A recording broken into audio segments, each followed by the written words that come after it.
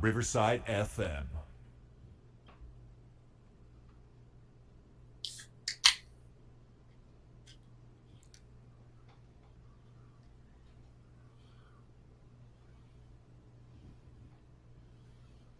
And of course, the music ain't working. Okay, music is probably going to come on right in the middle of the of the interview. Let me close that out. Well, I'll leave it open just in case it pops open. All right. Well, welcome to the channel, everybody. Welcome to Rainy Nights. This is a segment of my YouTube channel where I interview other motor vloggers and motorcycle personalities. If you haven't been here before, I'm Rainy Rider. I'm your host. Feel free to give the channel a like and a subscribe.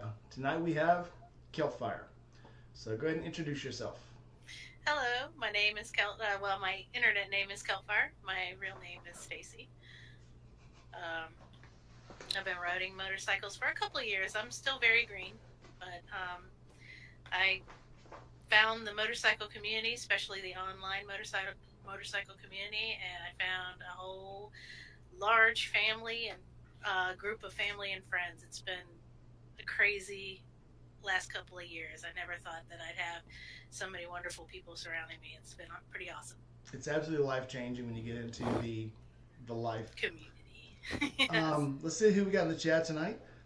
So if you're in the chat tonight and you want to ask some questions, you guys know how to do it. Do at Rainy Rider, or I don't know if you're monitoring tonight, but you can just go at Rainy Rider. It'll pop up. It'll illuminate for me, and I will answer your question. Keep them civil. I do have two moderators in the chat tonight that will block your weird stuff, so nobody get weird. All right. Sorry. Tonight we have, let's see, Evil Rick, Gmar Rides, Just a Biker Girl, My Pillion, Dry Heat Doug. Who else is in the chat here tonight? I expect a lot of people to be here tonight. Salty Badger, Behind Ruby's Fairing. Oh, that's my drinking buddy. Okay, I thought that might be riding Ruby, but okay, that's absolutely somebody different. And then Chasing Ghost, Serenity Kitty. So yeah, people are popping in tonight. Cool. I think I saw Bry pop in here, but now I can't. Oh, there he is. Bry the Biker is here. Oh. Cool. Hey, Bry. Hey. All right. So welcome everybody. So let's kick it off. Somebody did want me to ask you, what is it? They asked me why they call you Bike Burner. We'll kick off for that one. Bike burner? Oh. Do they call me that? I don't know. This is news to me. So this is a story. So we were at a group meetup in Tennessee, and one of our biker friends, evil Rick, he said, "Hey, have you ever ridden a trike before?"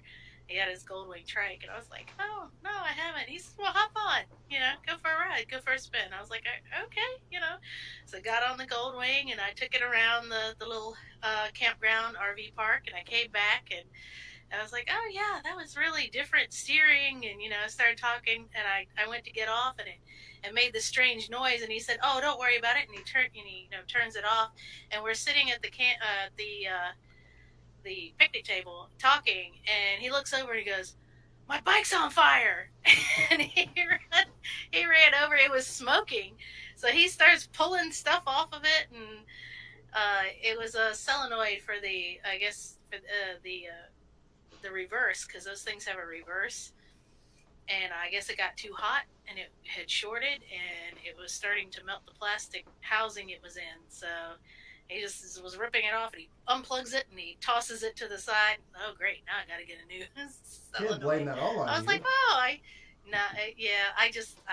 caught his bike on fire." Yeah. Very cool. All right, it said it behind Rudy's fairing, not Ruby. I thought my friend riding Ruby was in tonight. I got excited. Sorry, yeah, there's Rudy. Another interesting story about Rudy too. Behind Rudy's fairing too. Rudy. On the same trip. Go ahead, tell the story. We're here. Why not? So they also call me the RV crawler. Oh, I saw that in here. Go ahead. This sounds interesting. So, my friend behind Rudy's fairing, he belongs to a whiskey club. Fellas, they get together and they do all kinds of really nice, expensive whiskeys, and he brought a bottle of 117 Old Forester, 117 proof, and I had the red Solo cups, and I was like, "Here, show me how to, you know, what's the swirling and the notes and things. Show me how to taste whiskey, like do it proper." So he was showing me how to do it, and I was like, so I took a sip, and I said, look, he's teaching me how to drink whiskey, and while we were talking there, over the course of whatever the few hours that we were drinking, I polished off quite a bit of that whiskey, quite a bit, and I started getting loud, and the husband was like, "Okay, get in the RV." So I go into the RV, do some dishes, pass out. I don't remember much after that, but I was told that the RV screen door was closed, but the main door wasn't, and the light was on, and it was dark, and everybody was sitting around the campfire, so you could see clearly inside the RV.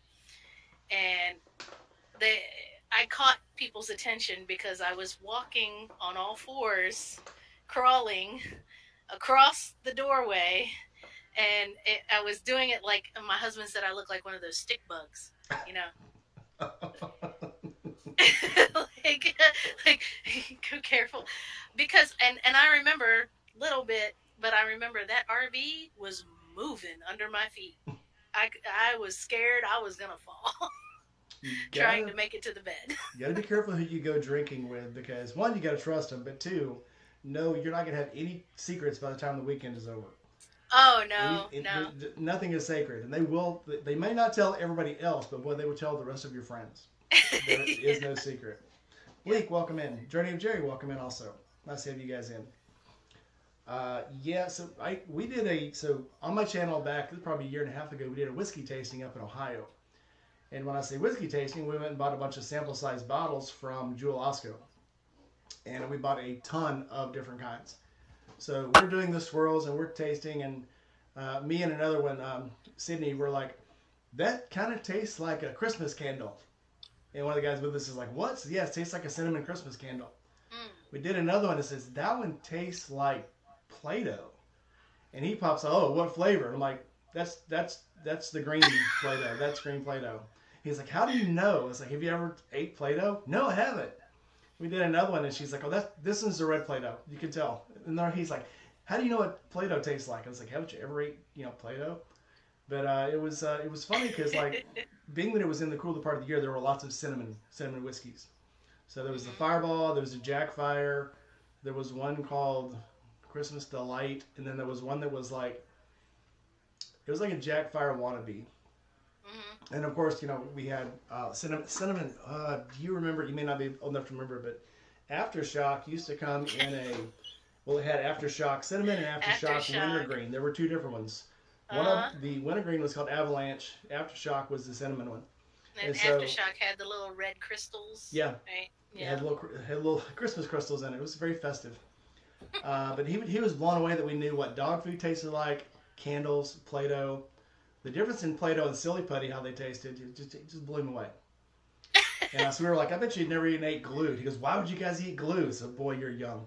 So, anyway. No, the tastiest glue is the kind that comes with the screw-off top and the little brush, the wand, rubber cement. The rubber cement's not good. No, that will make you...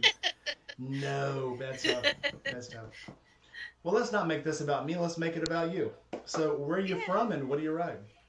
So I was born outside of Cleveland, Ohio. So my extended family is up in that area, but we moved down to Virginia when I was very little. So I was raised in Virginia, in a Richmond area. So that's where I'm from.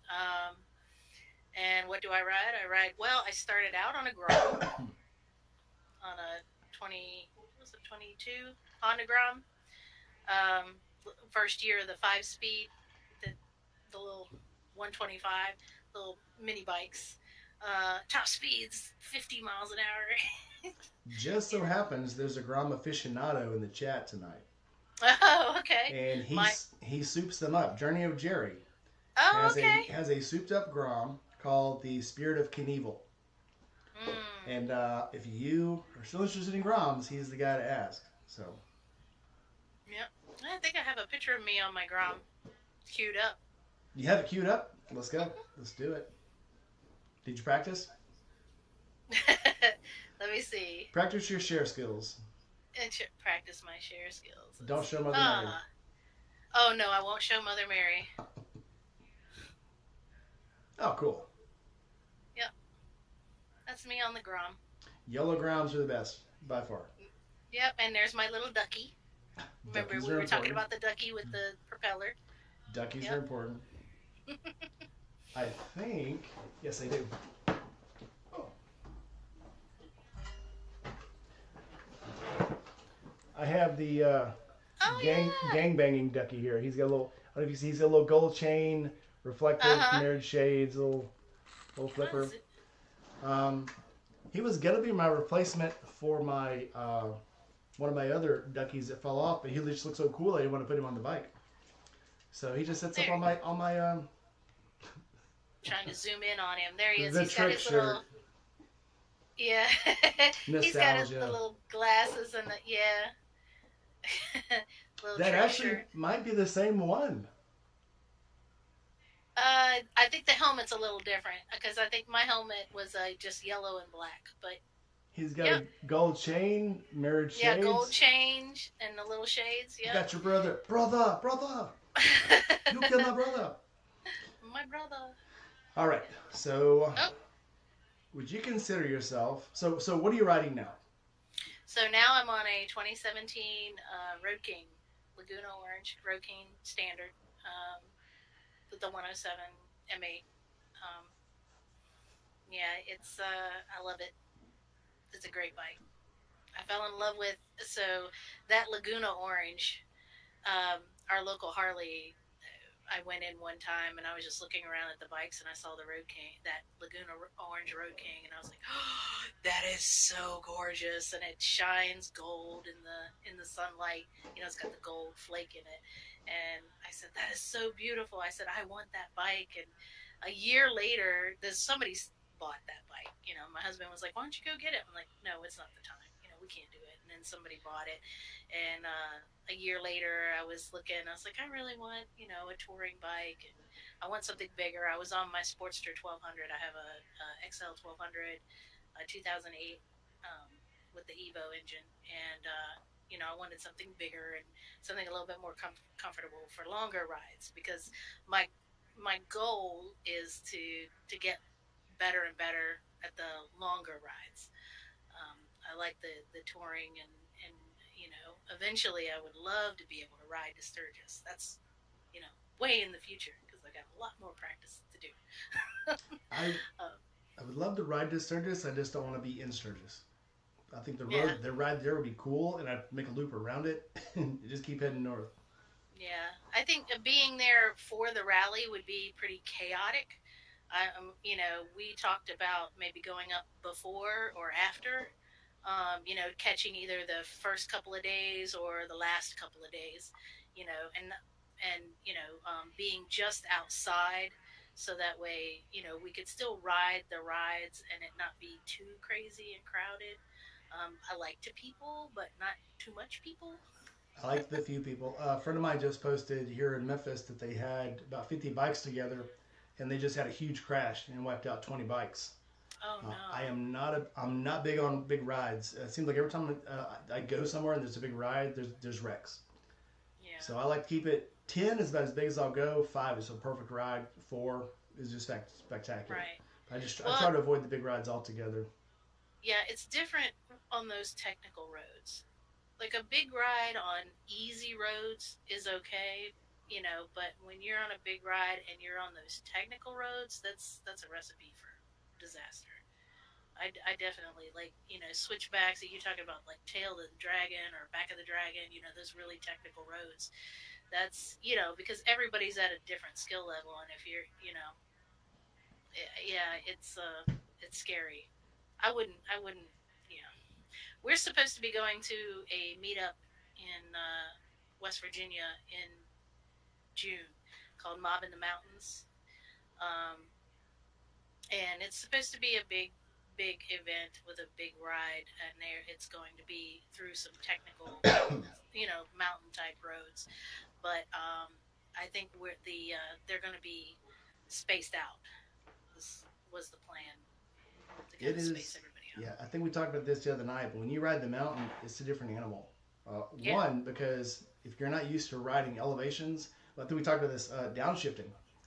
You Hmm. don't do a whole lot of downshifting riding around, flatlands in Ohio and Yeah. a little bit in the curves, and you're like getting out of Kentucky and stuff. But when you're going up a 15, 18 degree grade and your bike is just like struggling, it's a new world because it's never happened before.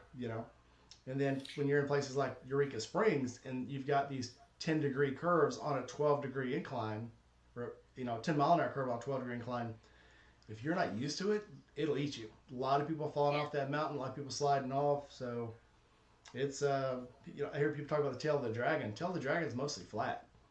When you Yeah. put those hairpin curves in with an incline or a decline, that's a different animal. Oh So yeah, I rode in the like Adirondacks and up there in near Lake George and Lake Placid with Dez and Robin.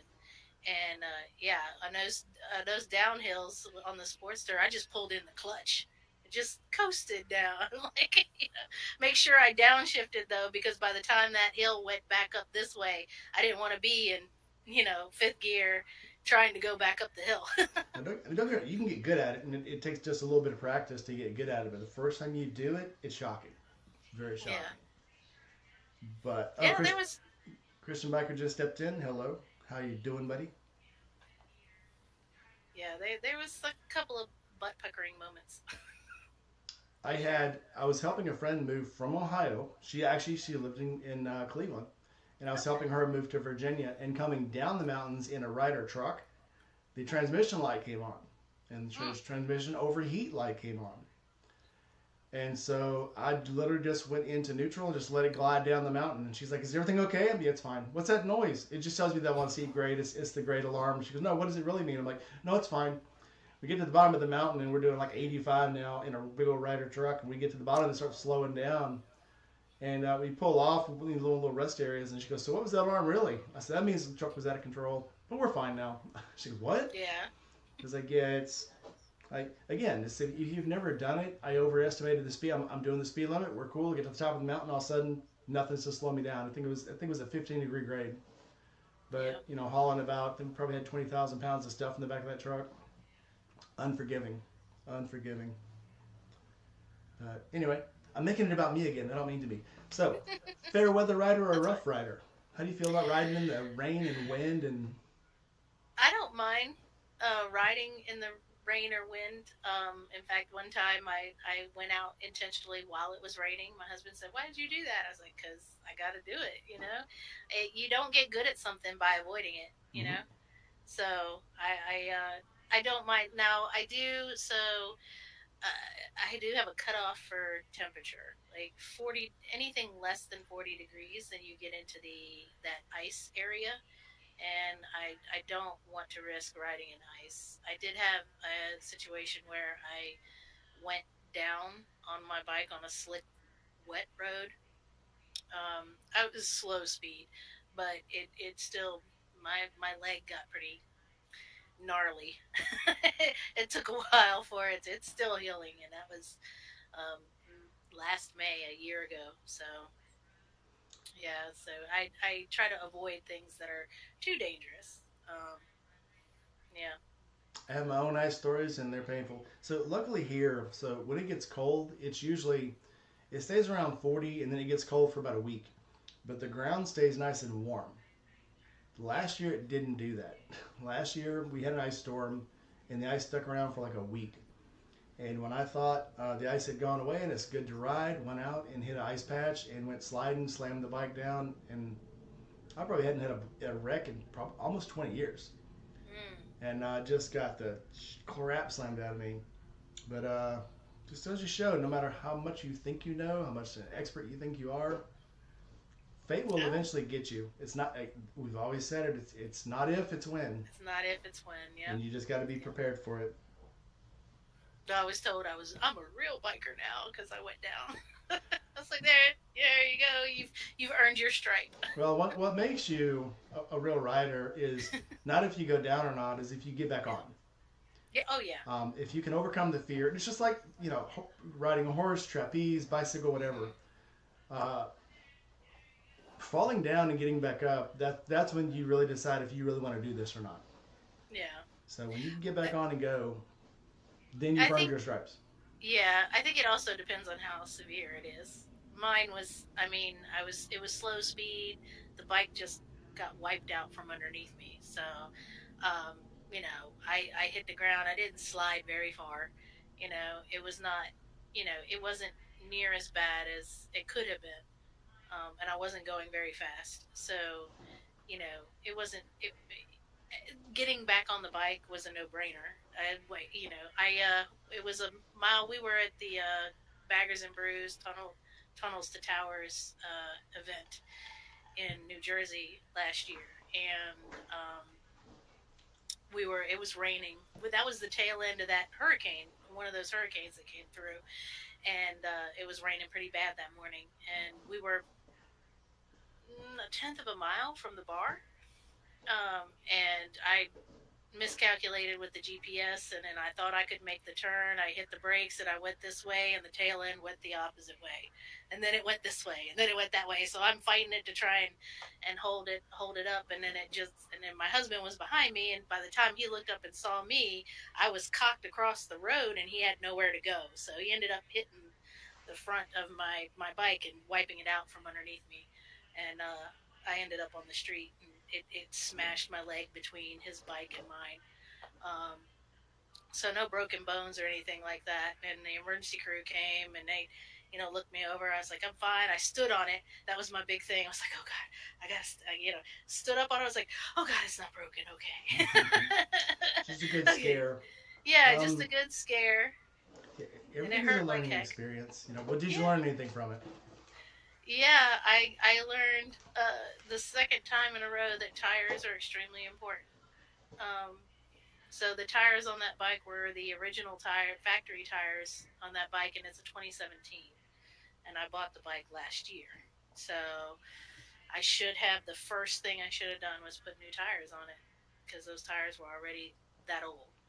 And yeah, I think that's part of it. The other part of it is if you're following GPS and you don't know where you're going, and the road is wet, and it might be a little slick, go to the next turn and turn around. Don't try to make the turn at the last minute because I don't yeah. even do that when it's dry. If I think I'm gonna miss the curve, if I miss the turn, there's another one that's only gonna slow me down 5-10 minutes. Yeah, I thought I could make it though. I was like, I don't know what I was thinking. It Corey, I was hope I not hear that good. right. Welcome in, Corey. Yeah, there's a Corey. learning experience. I think sometimes and I'm not against riding to your limits because that's how you learn what you can do, and push them a little bit. But yeah, even in the car, if I'm gonna miss a turn, I just keep going. Uh, Oh, see, I don't do that in the car though. Yeah, I go up and turn around, but yeah, I think I was excited about the ride and meeting up with people, and so yeah, Corey actually was there and he was driving there because the weather was just so bad that him and a few other friends got together in a car and then drove down. So they said, "Oh yeah, they're about 30 minutes away." And I said, because the cops said, "Hey, you got somebody picking you up?" And I said, "Yeah, we got a friend." And Tom said, "Oh, he's like 30 minutes out." And I was like, "We're like a tenth of a mile from the bar." I was like, "I'm not waiting 30 minutes for Corey to get here." I was like, I'll ride it to the bar." And he's like, "No, you sure?" And I'm like, "Yeah, I'm fine." So I couldn't get my jeans back down over my leg because it was so painful. I mean, it was like it was on fire and swollen, and so I left my jeans up and rode with one pant leg up, one Pretend you're pant in the leg down. '80s. Yeah, roll up one Yeah, pant leg. yeah, and I pulled up to the bar, and George from Baggers and Brews, he was in the parking lot. Had looked at me and he goes, "What did you do?" I said, "Well, I had to lay her down. Had to lay her down. God I bless. had to lay her down." And he He said, "I'm gonna okay, Skid." So he called me Skid for the rest of the weekend. Yeah, I always think it's funny, and that was actually it wasn't taught, but it was well pressed, and especially in the '80s. It was like, oh, if you think you're gonna wreck, just lay it down, man. Get the bike away from you. You know, in every class I've actually taken, they're like, ride it like a surfboard. The safest place, just like a car. Safest place you can be is on top of it or inside it. And once you're off the bike, you're gonna eventually kiss it again. And Yeah. better to get on top of the bike and let the bike take all the damage of the road. I think it's Alpine Stars does this thing called the human crayon, where they'll Mm. put a dummy in a suit and they'll run it out the side of a car or a truck and rub it on the ground. Mhm. And it's absolutely amazing how it just disappears, no matter how good the fiber. There's no such Mhm. thing. You know, these race suits, obviously, you see like MotoGP and stuff, are fantastic, but those suits cost in the $3,000 or $4,000, if not a lot more. They're made to slide on the asphalt at Right. 150 miles an hour. Jeans are not. Leather is not. Um, but yeah, it's you still want to obviously you still want to have as much protection as you can, but it's absolutely startling how much Yeah. how much it doesn't take to just make your protective gear disappear. Oh yeah. But anyway, back to the Layers questions. are important. Layers are important, yes. Yes. All right, so what made you get into motorcycles? So nothing in particular actually. So my first experience with anything with two wheels and a motor was when I was 12 years old. My older brother had a Honda Trail C70, 1979, red one, and we got it running. And I got on it, and I didn't know how to stop it. So we got on it. I was like, "How do you stop this thing?" And I ended up stalling it in the ditch so that I could put my feet down on both sides of the ditch. I ran it into the ditch and so put my feet down and just let it stall out because I couldn't figure out how to stop it or turn it off. And that was my first. That was it. I was like, "Oh no, I didn't get back on." And then during COVID, my husband and I were sitting on the couch, and he turns to me one night, just out of the blue, and says, "You ever thought about riding motorcycles?" Because he used to have a Honda Shadow for a short period of time when he was younger, and and I said, "Well, I mean, I haven't really learned and didn't never really thought about it." And he said, "Would you be up to it?" I was like, "Yeah, sure, I'm up to anything." So we got the Groms because he thought those would be great to start out on. They're not intimidating. They're not heavy. They're little mini bikes. And so I learned, how to. He took me out on that, and I was shifting and everything in the first 30 minutes that I was on that, and I instantly fell in love. The rest was history. I was like, I gotta ride more. And then it was a few months, 3 months after getting used to riding on the Grom, I was like, I need something bigger. And so I got for my birthday, I got a Suzuki S40, um, like the The Savage type, Savage. yeah, the Savage S40, and a 650. And I picked that up and I was like, oh, cool, and I rode that. And in about I gave that one a good 6 months. And then it was like, I need something bigger. So I ended up on the Sportster. And then after a year of having this, year and a half of having the Sportster, then I moved up to the Road King. So What was the I don't. best? Go ahead. Oh, sorry. I was gonna say I don't think there's anything bigger than that. I think that's cut off. What was the best thing about the Sportster? The best thing about the Sportster is the feel. I think it shakes like a Chihuahua in December. Um, but it's a motorcycle. Like it's a class of what I picture in my head of like a classic motorcycle. It has the it's yeah. I can't explain it because I'm more of a cruiser style kind of girl. I never really been into the sport bikes or anything. That wasn't just not my aesthetic or my cup of tea. And besides, at my age, maybe when I was younger, but at my age, um, laying down on a gas tank seems like pretty back breaking experience. So, Especially if your ribs are broke. no, Uh, Here's something I learned about my Sportster. The Sportster is happiest. So I've always been told not good at highway speeds. Um, no. the Sportster is actually happiest above 4,500 RPMs. And I've had mine up to, and that's the mistake I had when I first made mine. I would shift it 2,000 RPMs, Hmm. and somebody said, don't shift. Always keep it above 3,000. Don't Hmm. shift until you hit 4,500, 5,000 RPMs. And I can get it on the highway, get it up to 80, 85 miles an hour. It's happy, no Hmm. shake at all. Where it shakes is when I'm trying to drive it, in fifth gear at 55 miles an hour. It is very unhappy and it shakes a lot. There's lots of vibration. Once you can give, it's almost like one of those just movies that you're watching and they're trying to break the sound barrier and stuff, and everything's Hmm. shaking, and all of a sudden they go as fast as they possibly can, and things And smooths everything out. just smooths out. That's the Yeah. Sportster. Get it up to speed, and it's happy. It's happy going fast. It's a big engine, and it wants to go fast. Yeah. It's a sport bike. It's literally is a sport bike. But do you still have it? Or you trade it in? I still have it. Take it Um, out and rip it. Rip yeah. the shit out of it, and you'll see a huge difference. Now, with all that luggage you had on it, I can see why it might be shaking its ass off. But Yeah, when I took it up to New York and I rode it back, yeah, on 81, it was a tiring experience. Yeah, coming down Interstate 81, it was. But I could only go from about Harrisburg, PA, to Winchester, Virginia, before I was like, "Oh, honey, I gotta stop for the uh, night." Kid. I have seen people. So Biker Bay Beth, she had a Sportster for a long time, still has it, and she rode the crap out of that thing, and was happy as a lark on it, and she did not ride it slow either. So I guess it depends how you treat it.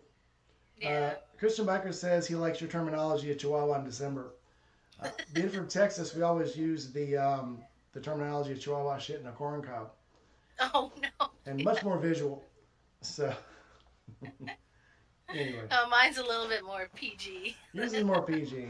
But hey, it's oh well, it's not after 9 p.m. yet. I guess it's not Showtime hours yet.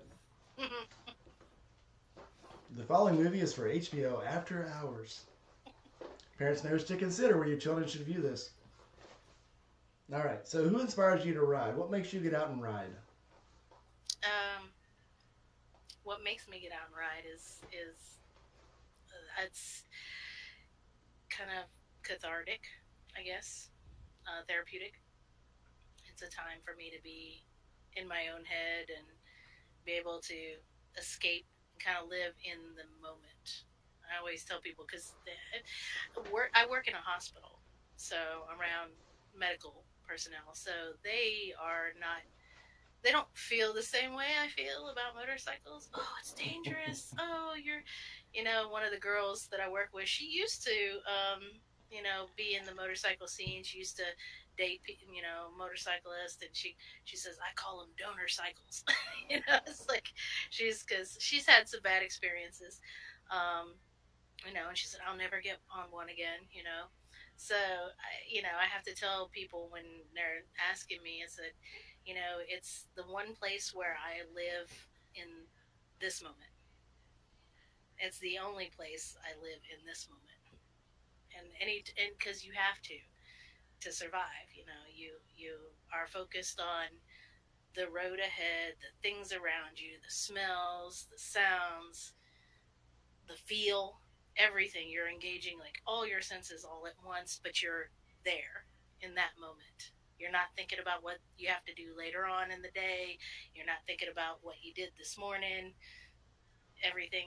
It's at least for me anyway. I tell people when they say, "Oh, it's dangerous, it's dangerous," I go, "Well, this is Memphis. I actually feel safer on the motorcycle in some of these places than in a car because so I always plan my exits. If I'm coming to a stop sign, if I'm coming to a red light, I always swing all the way to the left or all the way up the center.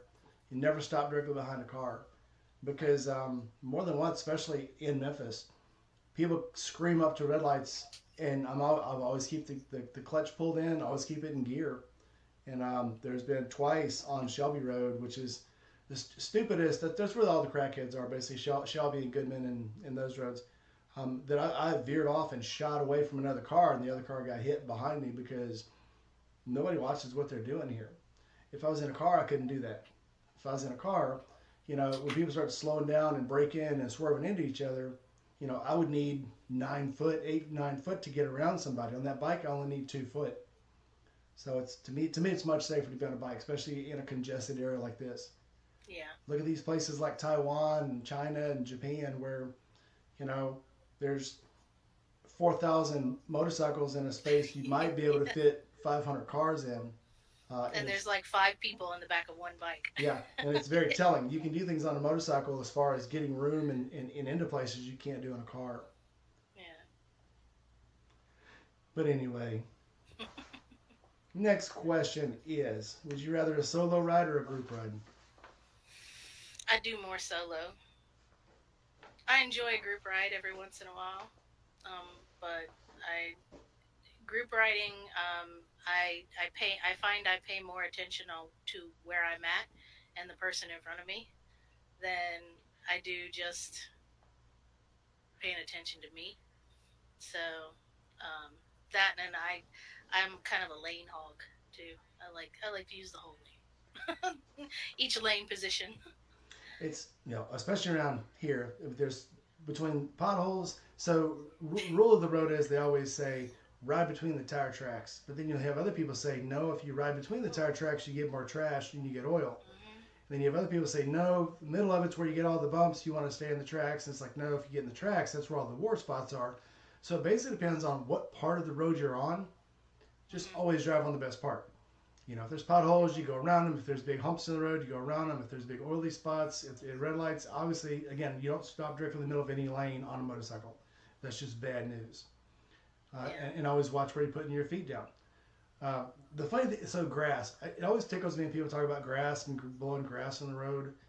I have never slid on grass, and I've drove through a lot of grass. I have slipped on a lot of sand and gravel and trash in the road, especially around Memphis. Grass is, I don't know. I mean, I think grass, one of the things, luckily grass, you can see 500 feet away. If somebody's blowing fresh grass on the road, you'll see it and you can slow down.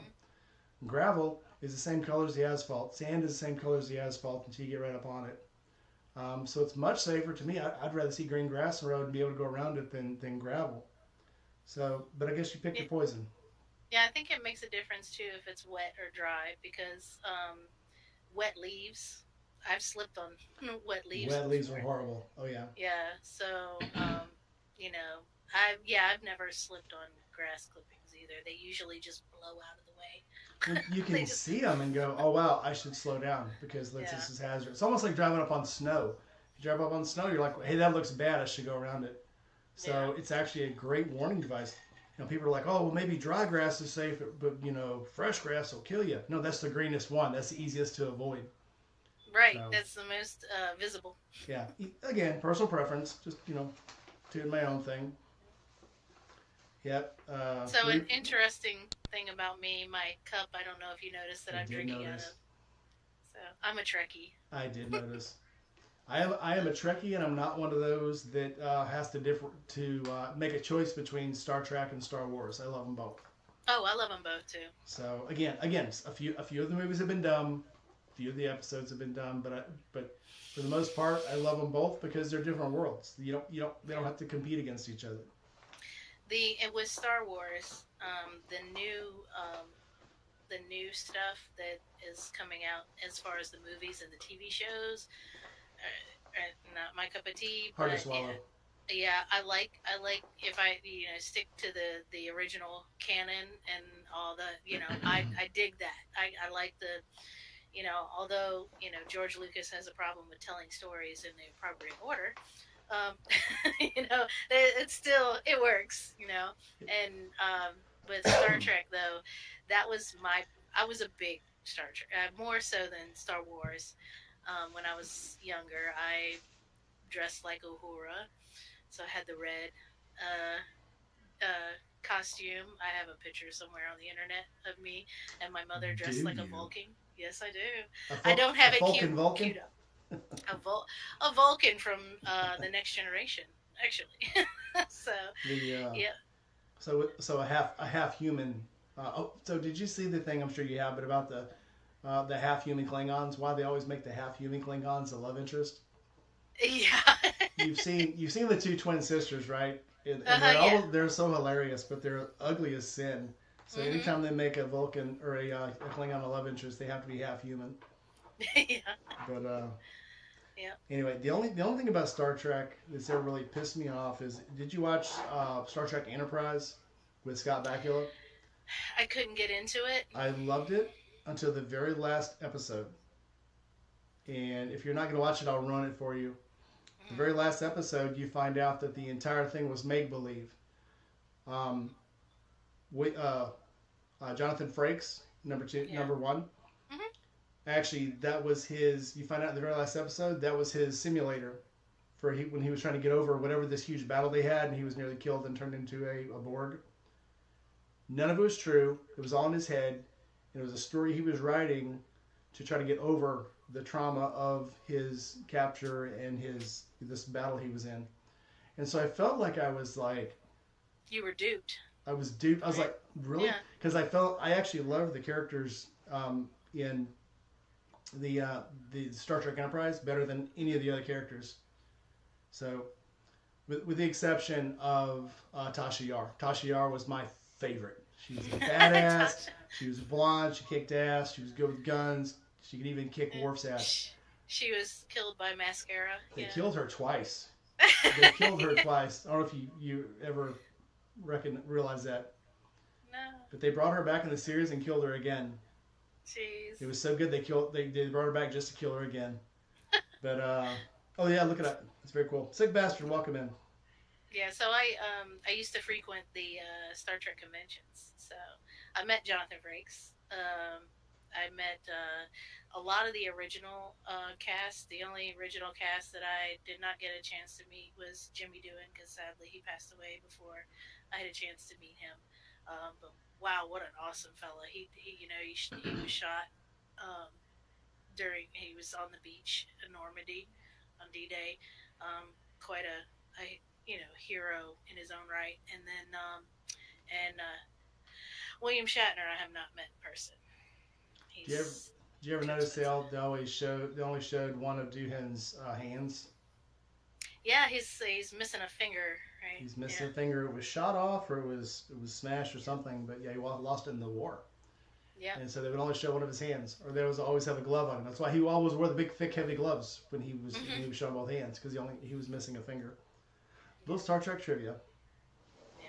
Star Trek was one of those, like, it was in syndication, of course, by the time I came around, but that was one of the daddy daughter things that, for growing up, that was really important to me. Like, my dad, we sat down and watched Star Trek together, you know. And then my mom, because I was so involved in it, my mom kind of boosted that by helping me, make costumes and take me to the conventions to see the stars and everything. It was really interesting. So That's it cool. was really fun. Yeah, had lunch with George Takei. How was that? It was very good. He's a very a good host, a gracious host. You ever seen him So explain how to pronounce his name? I can't remember, but I'm pretty sure he did. He did. It's George Takei because I'm gay. George Takei because I'm gay. Okay. Not kidding. Yep. Yep. He did the thing in the early 2000s. Instead of "that's so gay," "that's so Takei." Yeah. But anyway, Oh my. oh my, yeah, Oh my. oh my. Yeah. Um, Yeah. Him and his partner have been together for a very long time. yeah, I like him, even though he's not as political as a lot of them, and he kind of sits on it. He has his stands. I get Hmm. it, but he's not stupid He's about it. had a very hard life. So he was thrown in an internment camp when he was a young child. Him and his family. So, and that's you when your government turns on you like that. You It's kind of. it's got to be hard. Again, there's a different story to every side. If you listen to there were German holding camps. It wasn't an internment camp so much as it was everybody wanted to kill all the Japanese and the Germans and the French, and it was Mhm. like we got to put them somewhere safe, and they didn't do the best job of watching after them Mm. after they got in there. The intent was good, and then they were like, okay, well they're there, we don't need to worry about them. They can worry about themselves. I don't know if you ever watched Fallout or play the game Fallout. Oh yeah. There's a Chinese internment camp in the game that you go on to, and they tell the backstories of a lot of this stuff. And a lot of that history was taken directly from the Japanese internment camps. So you find these recordings of people who were in the camps, and everything has a. I was in the military for 20 years, so I got to see overseas and I got to see other people. And I think when you go overseas and you get to see how other people live and you kind of hear their parts of how things happen, it changes your perspective of the world. Mhm. So it's a There's popular always thing. there's always three sides to every Well, story, it's a right? popular thing. No one desires peace more than the man who goes to war. Because Yeah. once you go, it's I wouldn't say it's conflicting, but you realize it's everybody's fighting for something, and it's mostly the governments that have the disagreements, and we get to fight it out for them. Glad to Yeah. do it, Dan. I'm a proud American, and I'll do whatever I got to do for my country. But sometimes it's just you just wonder. You try not to wonder too much Yeah. because you have a job to do, but you just wonder. Yeah. I All right. agree. What is the stupidest thing you've ever done on a motorcycle? Try to take a turn at the last minute. That That was again. yes. That was the dumbest thing. I've taken my hand off my handlebars, and like rolled around with no hands. But that was in a safe spot. I was on a straightaway. I was leveled up. I was hugging the tank with my legs. I was doing everything right, and so playing like you do as a kid. Without your look, ma, no Your hands. hands. Yeah. Yeah. Um. But you know that might be a little dumb because you're playing, but you got to have fun too. But that trying to take that turn at the last second, I should have known better. Like that was definitely the dumbest thing I did, and Have I you learned from it. have you ever rode a bike that you said yes, never again? Um, well, the one I caught on fire. No. Good answer. Yeah, the trike. I'll tell you. Maybe eventually, if I can't hold up a motorcycle, which I tell people, oh, I don't feel like I can hold it up. So you don't really hold it up. You're just straddling it. I said, centrifugal force takes over after you get moving. It's Yeah. not. It doesn't take any real muscle power. Now, you have to be steady on your feet when you stop. You got to make sure that when you put your leg down, you know, you're good. But I if I ever needed to switch to a trike, I would definitely it would definitely take some getting used to because it takes a lot of upper body strength to push and pull that those handlebars because the bike doesn't lean. You know, you have to really engage your chest and shoulder muscles to get that thing to move around. Yeah. I think I'd go to a Riker before I went to a trike.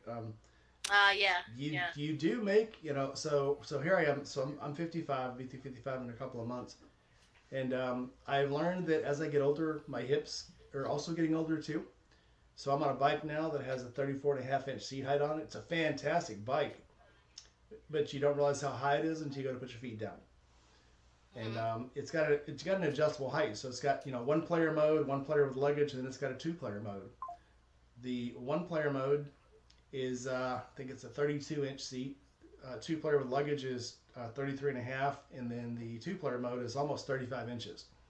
So when I've got my wife on the bike with me and we go to stop somewhere, and your knees are sore, your feet are a little numb, you got to put your feet down, and Hmm. you can't tell if you're holding the ground or not. It gets a little scary. So I am looking to get into a shorter bike. I'm actually going to go from the K16 to the R18 because it is lower. But you do start making decisions like that. I swear I'll never get on a trike. I'll never get on a bike that's not fast and tall and badass and heavy. And But once age starts catching up with you, and you start kind of doubting what you're capable of, you'll make those decisions. So Oh yeah. probably never Yeah. the big monsters type, three wheeler trike, but I'll eventually get something that's a little easier to ride. Yeah. Well, especially when you have like a passenger or you have luggage on the back. If there's a weight distribution issue, yeah, you definitely have to make sure you have sure footing when you stop. I've carried my daughter on the back of mine. We go up every year to Maryland to the Renaissance Festival to see Jacques the Whipper at Maryland Renaissance Festival, and we catch up with Bikes, Beards, and Brews, and hang out with him for a day. That crazy fella, and yeah, so yeah, you the weight does kind of pose an issue with making sure you're steady. So me and my wife were going up to Eureka Springs. We were going up a mountain, and we were on one of those little 10-mile-an-hour hairpin curves. And Mm, as I went to brace for it, there was an 18-wheeler coming around the other corner, and it pushed me all the way to the edge. And looking straight down by my right foot, I was looking straight down into the valley. If you've never been on that road, it's on the tea kettle. It's called the Tea Kettle, mm-hmm, and there's no white line. There's no edge of the road. There's no shoulder. There's no barricade. It's just straight down. And you can tell mm-hmm, from the colors of it that about every 6 months or so they got to come in and repad and pack some dirt in and re-asphalt it because it falls away and rains and shit. And I remember looking down the side of that thing going, I should not be looking down this thing. I should be trying to break this corner. And then when I yeah, went to look forward, one, I've got my wife on the back, plus I've got probably 100 pounds of gear in the luggage in the side. And then I realized this is not the bike for riding 10 mile an hour or 10 mile an hour curves and hairpins. If there's nobody else on the road, it'd be great. But I think next time I'll definitely be going through the other part of the tea kettle, not that part. Absolutely mm. not. And this is why I said I would take an extra pair of underwear with me when I go camping. Good call.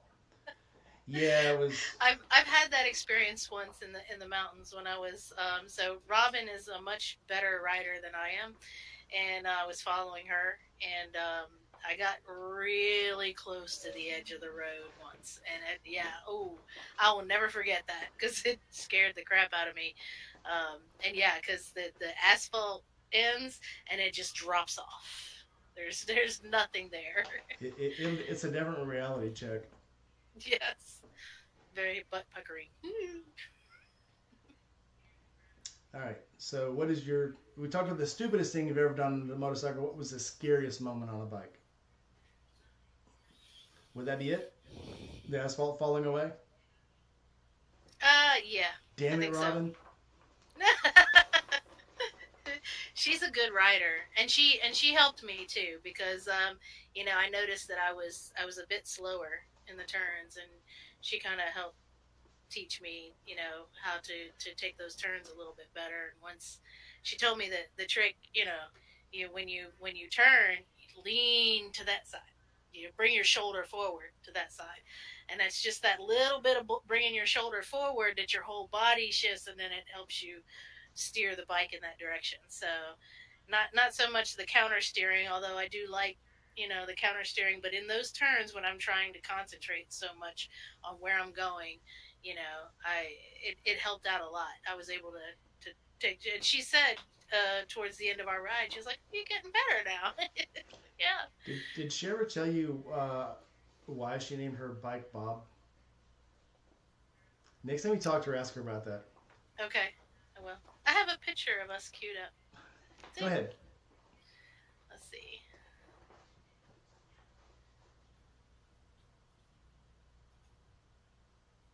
Now this is one that Des shared, but that's That's Robin. Des. Yeah, and that's Robin on the bottom bunk there. That's me on the top bunk. You almost look like a blonde there. Yeah. In the summertime, Because it yeah, scared you? I was going to say because it scared your hair yeah, white? yeah, I got the white streak. Yeah, yeah. Too cool. Yeah, she's got some good stories to tell. I could not imagine riding in Australia. Um, I've actually had so riding in California. Worst thing ever happened was there was a tarantula herd crossing the road, Mm. And I've told people about it, and they didn't believe me. And basically, it was like I started slipping, and I thought I was in sand. And when I looked down, all I seen was like the black road, the asphalt, you know. And then I realized the road was moving, and it was tarantulas crossing the road. And I tell that story, nobody believes me. But then last week, Amanda Zitto posted Mormon cricket herd crossing the road, and she did the same thing. She stopped, and there's literally all these little red crickets this far apart on the road. There's like millions of them crossing the road, and she had to stop and wait till they kind of thinned down a little bit where she could ride. Oh wow! And it was funny because she hit the horn and they'd all jump, so the whole road was like hopping. It was pretty funny. Anyway. Australia's got some interesting critters. And you talk to people that are down there, and they say it's no big deal. There's a girl in New Zealand that I talked to, and I've actually interviewed her on the channel. And she said, "Oh no, we don't have anything scary down there. You guys have scary stuff." And I was like, "We don't have scary stuff here." She goes, "Oh yeah, you guys got big possums." And I went, "What?" She goes, "Yeah, possums are scary." And I'm like, "Possums aren't scary. Possums are kind of cool." She goes, "No, they're horrendous." And I'm like, "Okay, this is we're scared of their, brown snakes and, killer kangaroos and and all these deadly snakes and tarantulas they have, and they're scared of our possums." She's like, you guys have lions there too? And I'm like, "We don't have lions here." She goes, "Oh yeah, you guys got panthers and cougars and pumas." And I'm like, "Yeah, but they're not really dangerous." No, actually, they have them all over the place. Where I grew up, we had cougars out in the woods, and when you go hunting, they get curious and they'd follow you. Dangerous per se, I don't know, but nobody's ever got attacked by one. But you'd go out, at least every other time you went out, you'd catch a cougar following you, or you'd hear them scream in the woods. And if you've never heard a cougar scream, blood curdling. It sounds like a woman being beat to death. Oh my gosh! It's absolutely scary. Google the sound of a panther or a cougar screaming. It's pretty blood curdling, and it sounds just like somebody screaming. But so anyway, yeah, I guess they have their scary things that they consider scary, and they think the things that they see every day, they're not scary. So we have rattlesnakes, we have coral snakes, and we have water moccasins, and you just kind of get used to them. They're out there, and I guess it just kind of out of sight, out of mind. You just forget they're there. It's the new scare that always scares you. It's the scares you have every day, not a big deal. Driving 80, 90 miles an hour on the freeway, not a big deal. To somebody 100 years ago, no way. Right. Well, that's like being from Virginia and experiencing your first California earthquake. Like, oh my God, and everybody's like, "Yeah, it's nothing. It's just a Tuesday." Or in Kansas, and there's a tornado. You're like, they're like, "Oh, there's another tornado." And you're like, "Oh my God." Or in Colorado, and there's a blizzard that lasts 5 days. Or that was the worst thing about Chicago, because when it snowed and you were on duty, you were snowed in until they could get the plows in. So sometimes you're on duty for 3-4 days. The same in Cleveland gets that lake effect snow too. That I will that's one thing. I thank God my parents moved us down when I was like 2 years old. I don't remember all the snow. Thank goodness. I couldn't handle it. In Virginia, it's Mother Nature. The weather is kind of bipolar. Today it's 70, tomorrow it'll be 30. Yeah. We had in Norfolk, we always had ice storms. That was the worst thing. It would snow a little bit, but it was the ice that really just messed everything up. And luckily, it was kind of funny. So I lived probably 5 miles from the base. I could ride my bike and be at work in probably 15 minutes. I could walk and be there in 30 minutes, and driving took 45 minutes. Just trying to get around the base. So when it snowed, I would just ride a bike to work because I knew I wasn't going to get there in a car. What are you drinking? Oh. Oh, nice. I'm drinking tea. I'm not partaking tonight. I'm working tomorrow, but this is it. Yep, I'll partake later. I want to be sharp, for the interview. And when we're having a full panel, I don't have to pay attention. All I have to do is talk, and then I'll partake. But I got to be focused tonight. No, I've done a couple where I've overdone it a little bit, but my husband's not here to serve me margaritas, so. Staying safe. Evil Ever Rick says he's heard panthers. There's bobcats there. So I lived up around. So I live in Waukegan, and when I got married, I lived in Grays Lake. And Gray's Lake had raccoons, and they were the size of dogs. And you talk about scary, and they were vicious. So We have coyotes here. we have peyotes here, and it was kind of funny when we first moved in. The lady next door, she had her dog outside, and you could hear howling outside, and it's like, hey, you might want to bring your dog in. She goes, oh, that's just other dogs. They're way over there. And I said, no, those are coyotes. And she goes, no, that's dogs. And I go, no, that's coyotes. And they're huge here. You know, being in Mississippi, they're gigantic because we're not far from woods in any direction you go. And they'll wander up and grab cats, or they'll grab somebody's chihuahua out of the backyard, and they're gone. So, Yeah. and they're fierce. And if they don't steal your dog, they'll breed with it, and you've got some horrendous monster. So, but anyway, on to the next thing. What has been your favorite part of riding? I get distracted easy. I don't know if you know that. Yeah, no, I'm trying to fight because my dog is as bad as my children, and he's trying to fight to get into the camera view. I'll let him So out. I'm trying to get my son's attention so that he'll take care of it. My cat, I'm surprised my cat hasn't broken in yet. She usually forces her way on camera. I'm sorry. Ask the question again. I apologize. I forget. What has been your favorite part of riding? My favorite part of riding, the the friendship, the community. My world has grown exponentially over the last couple of years. I have really good people that I have met, people that I've talked to. And I said this, when I got online and started talking to people online. By the time you get a chance to meet them in person, you're there. It's like an old friend. Like you already know them. You walk up to them, you hug them. It's it's pretty wonderful, and some of the friendships. I mean, we've helped each other out. My my family has grown, and it's been pretty wonderful. And I look forward to meeting even more wonderful people. Yeah, absolutely. It's funny sometimes when I realize, like when I go to these campouts, or like when I went to meet Steve, you realize all of a sudden you've never met this person in person before. You've known him for a couple of years, then you're meeting him in person. It's like, I just realized I've never actually met you. Uh, and it was so weird. So when I went out to California to meet Steve with Indy Ridge, he had his whole group there. And when I met them all, it felt like I'd known them for years, even though it was the first time I actually got to meet them in person. So that was pretty cool. Yeah. But you definitely bond over motorcycles and complaining about tires and grass and laying her down, and it's definitely kindred spirits, I guess. But, Yeah. Well, you find out too that not just motorcycles, but you have a lot of other things in common too. You know, we find out that we're not so different when you sit down and actually talk to somebody and get to know them. Yep, absolutely. Crash is here.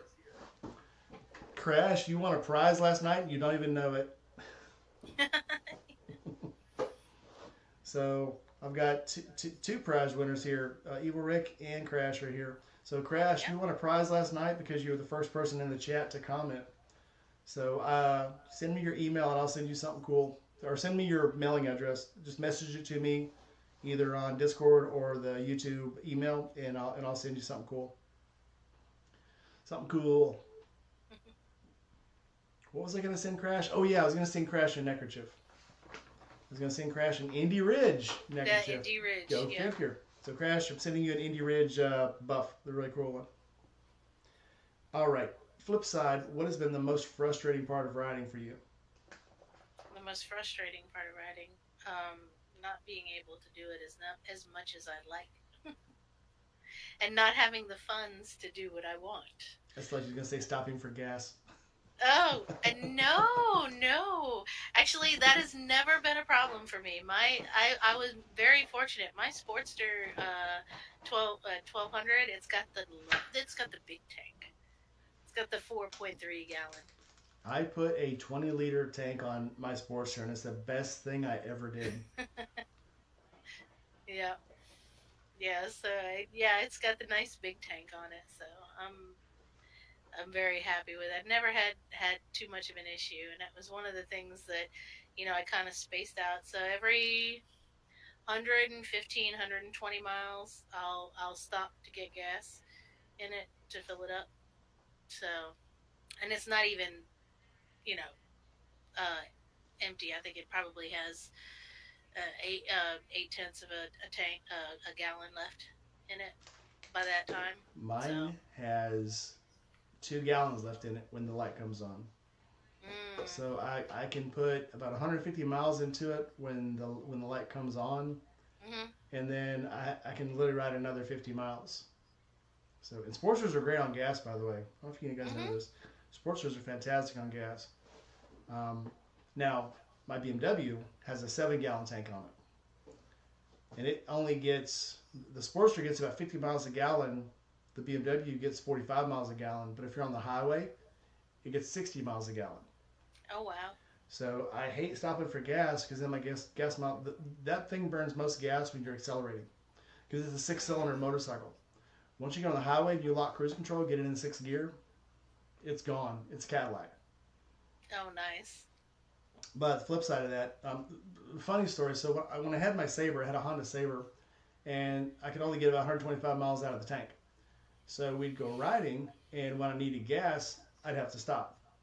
And so we'd stop, eat, go to the bathroom, get back on the bike, put fuel in it, take off again. When I got the BMW, I got the R1100.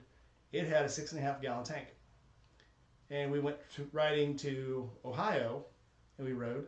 And we rode. It's like, oh, I kind of got to go to the bathroom, but we don't. We have plenty of gas. I'm not going to stop yet. We rode. We rode. We rode. And it's like, okay, I got to stop now. I don't need gas. I still got a half tank left, but we got to stop. And that was the first time I rode a bike that my bladder filled up before the tank emptied. So, yep, That's that's good. the only bad thing about these big touring bikes is you're going to have to schedule your brakes around something else than your bladder or Yeah, from the tank running out.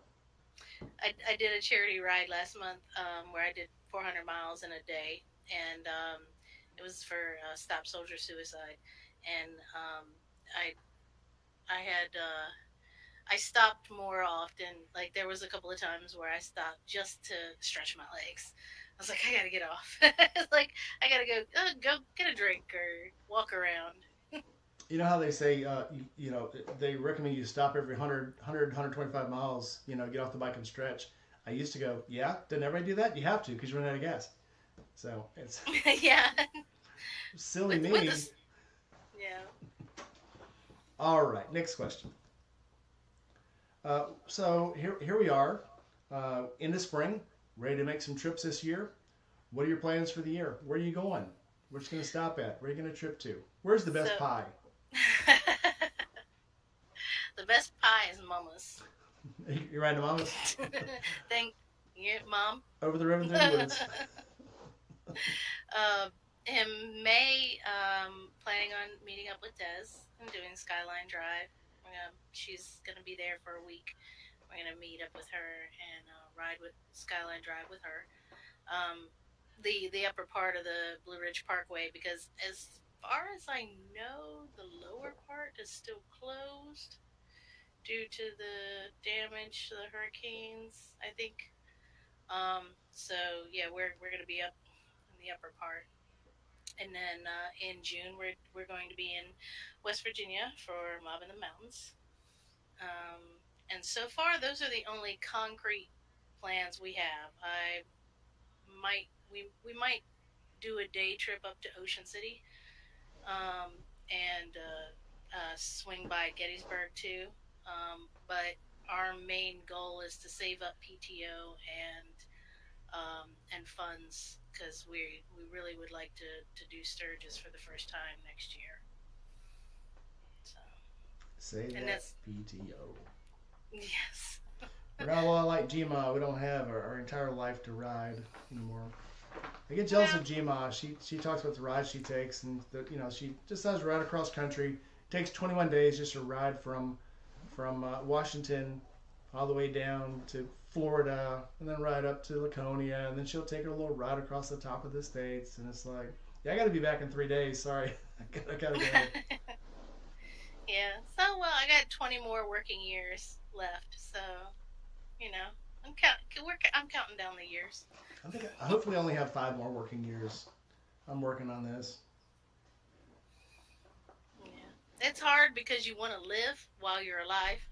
You don't want to, don't ever, a lot of people say, oh, I'm saving up for when I retire or whatever, and I tell my kids all the time, you're not promised tomorrow, so don't put off till tomorrow what you can do today. Mm-mm. You know, plan. Do your best to plan, but don't not live today in the hopes of tomorrow because it might not come. Yeah, I remind of the T-shirt that says "I've already spent my kid's inheritance," or a picture of the bike that Harley has one that said this. It's a picture of a motorcycle. So this is my kid's. This is what I spent my kid's inheritance on. Yeah. Crash has the exact same motorcycle that I had. It's funny when I saw it at the camp out. It looked exactly like the bike I used to have, and it brought back I had a lot of good memories on that Saber. So yeah, Crash, that was an absolutely cool bike. All right. So, of all the bikes you've had, all the bikes you've rode, the bikes you've seen, what bike do you think is most reliable?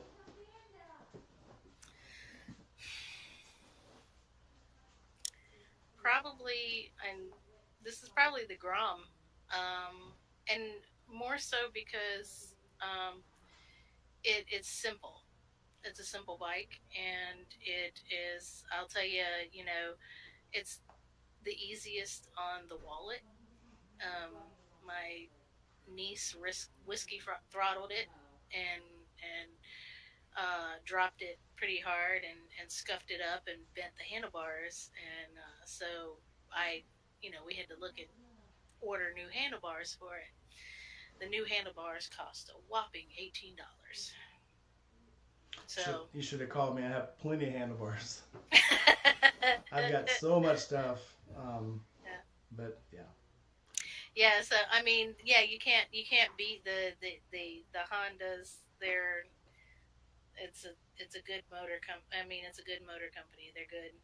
Please don't come at me, Harley people. Hondas have stood the test of time, um, and Harleys have too. But Harleys are, always joke because my neighborhood Harley, they treat me like family because they see me all the time. But I tell them, every time I come in, I'm like, "Where's the lube? Because I'm gonna need it before I leave here." It sits it's, in the rear. Yeah. yeah, It's yeah. I people laugh at me because so I figured out a long time ago, being that I've been in the motorcycle industry for a while. The same stuff you get, of course, everybody's beating up China and the tariffs and stuff, but if you'll notice, here's how you tell where all your parts and your bikes are coming from. Look now at all the parts that everybody has, and all the parts that just doubled in price. All that stuff is coming from China. Yeah. So I have the Harley, my Harley has a Krator fairing on it. Mhm. Krator is exactly the same as the Burley fairing. It's exactly the same. And when I got it in the mail, it had Krator or had Burley attachment kit and a fixture kit and Burley instructions on how to install it. Um, but a Burley is about 3 times as much. It's the exact same fairing. Mm. A lot of these the Ford controls and stuff are the same. I mean, you get again you got to look at the parts and you got to look at what they're made of, but it's the exact same parts they made overseas. They bring them here. You notice the same thing about motorcycle clothing. Um, Yeah. nobody makes their own stuff here anymore because it's cheaper to make it overseas, have it painted, bring it here, put a new seal on it. So you're not really doing any better for. You'll hear people say, "Oh, I'm only buying American and I only buy the best and name brand." I'm sure everybody's now has seen China just started a big thing about all the Gucci purses and Coach purses and stuff are all made in Mhm. China, and they send them over with like 2 stitches missing or 2 seams missing, where they can sew them up in Italy and France and stuff, and say, "Look, they're made in Italy and France. Look how much money we have." Oh wow. And Yeah. I learned that working with my boot guy. The boots that he gets come from Pakistan, and they're Mm. completely made in Pakistan, but they're made with his molds and his patterns because they're cheaper to make there because there's so much leather. Pakistani leather is top of the line. Yes. Um, Pakistan is leather. but you'll They're see, kings of leather. yeah, you'll see all these stuff like what was it? Nick's Boy Toys pants and jackets are all made in China. They're right over here and they're labeled here. all of the Viva, the Revit, the not the Revit stuff, the Winx wheel stuff, all made in China, labeled here. And there's nothing wrong with that. Don't get me wrong. It's the exact same stuff though that they're charging 4 or 5 times more with a different label on it. So comparatively shop, get the stuff that works for you, but don't think you're doing any better for your bike by buying the most expensive stuff you can. Right. So Yeah. comparatively shop. eBay sometimes and Amazon have the best stuff you can buy, and you can get it a lot cheaper. Yeah, my Just saying. sissy bar, that pointed sissy bar in the luggage rack came from Amazon. Yeah, it was, and it's a good part. It still looks good, still functions well. Haven't had any problems. Yeah, I mean, will it do what you want it to do? Yes. You see a lot of Chinese scooters and stuff now. And again, I know there's a trade embargo going on, but a lot of these Chinese scooters have been made in China the whole time, either China or India, the whole time. And it's funny to watch these Italian companies make Italian bikes that are actually made in China or Italy or India, and they've been doing it for like 50 years. You just didn't know it. Yeah. Well, there's a large market too, like in like the Grom space, of clone bikes. You know, they look exactly like Groms. The mini bikes, they're clones. They're Chinese clones, but they perform. They look. They they do everything a Grom does, And and sometimes they have better electronics. yeah. Bikes and Beards just did a thing on a Chinese 650 uh, sport bike, Hmm. and the thing is outstanding. And it's an Italian company, but they make the bike in China. Hmm. But it's an Italian company, and it's top of And the they line. CF Moto is one of those. CF Moto is Um, another one. hmm. Yep.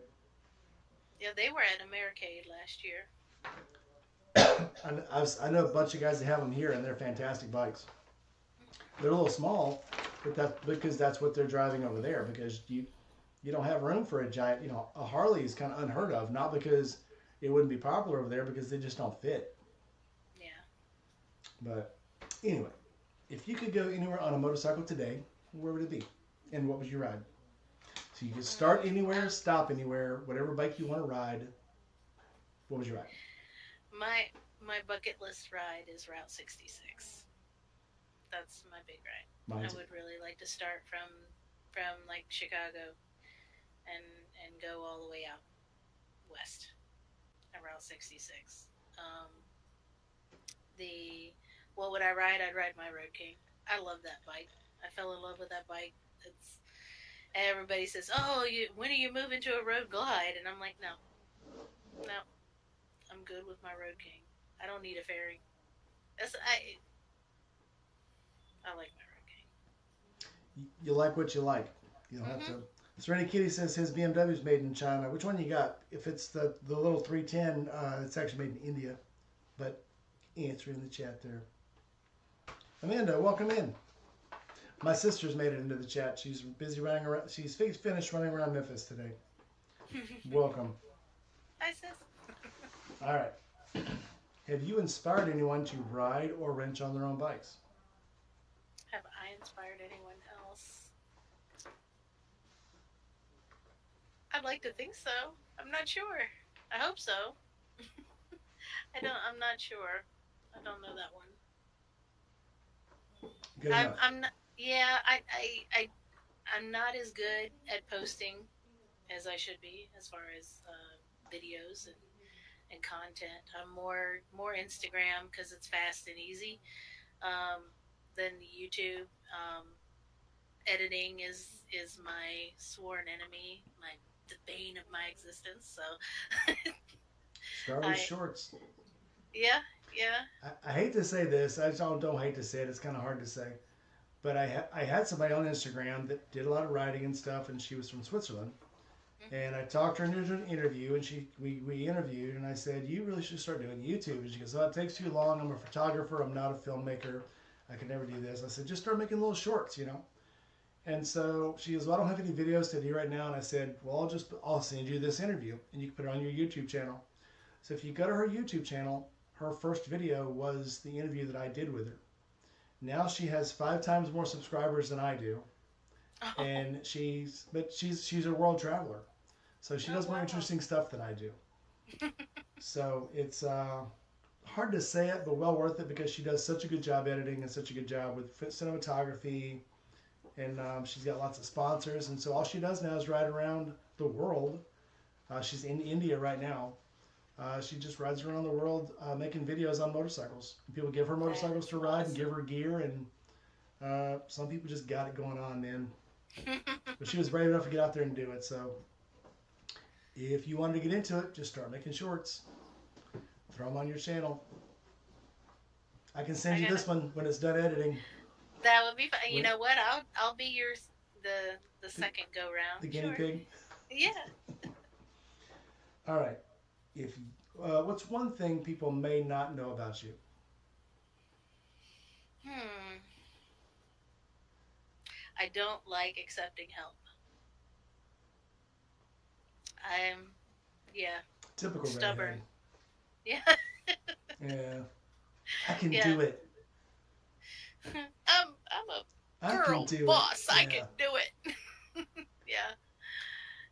No. Yeah. I tend to. You ask my husband. He's the same thing. I insist on doing everything myself. So oh, then I'm the only one that I can blame for when I mess it up. Oh, here's one for you. Kind of missed over it. How did you get your name? Celtfire. So I actually made it up, but I made it up a long time ago. So back when in the early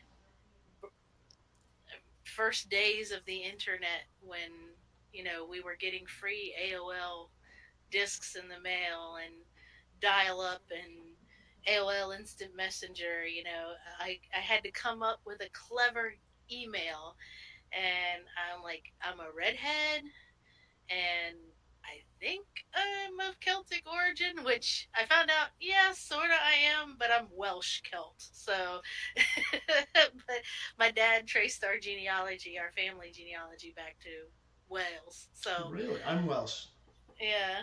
partially. So, I'm actually my last name comes from the town we lived in, and it's not far from okay. Manchester. Oh, So nice. yeah, so I'm a Manchester United fan. Yeah. So yeah, I just Got kind of me. I was like, oh, Celtfire sounds pretty cool. So that was my first email address was celtfire@hotmail.com, and the rest is history. It was one of the most clever things I came up with, I think, It works. which is pretty sad. It works. You know, take what you can get. Yeah, Claim every win you can find. got All right. If you could tell a new rider one thing you had to learn the hard way, what would it be? it. I have to think about that one. That I had to learn the hard way. Make sure T clocks is extremely important. Checking your bike over is extremely important. Whether you have the time or not, make the time to check your bike out before you take it out. I the Sportster when I was on my big trip with Des and Robin in New York. I let it get a little low on oil, and thankfully I did not damage the engine, but um, it could have. I could have been stranded in Pennsylvania. So Well, the last 3 bikes I had before the Sportster all had TPMS. hmm And that's the weirdest thing about being on the Sportster is I'll go to like flip through the gauges and I don't know what my pressure is in the tires. So I have to actually get off and check. yeah. But I'm very worried about that now. You know, on the BMW, I might check it as soon as I get on the bike, flip over real quick, look at the pressure. Yeah, pressure's good. Then switch back to temperature. On the Harley, it's like I'll go to slip. I go, is my tire low? Oh shit, my tire's low. hmm Get to work, check the pressure. Okay, I'm good. Well, I'll tell you the first thing that I bought for the Sportster, which I'm very very happy about, is a TPMS monitoring system. So and it was only $100. It's called Phobo Bike 2, and they're two little sensors, and they just take the place of your valve stem caps. And there's a battery. There's a little watch battery in them, and they're completely sealed and waterproof.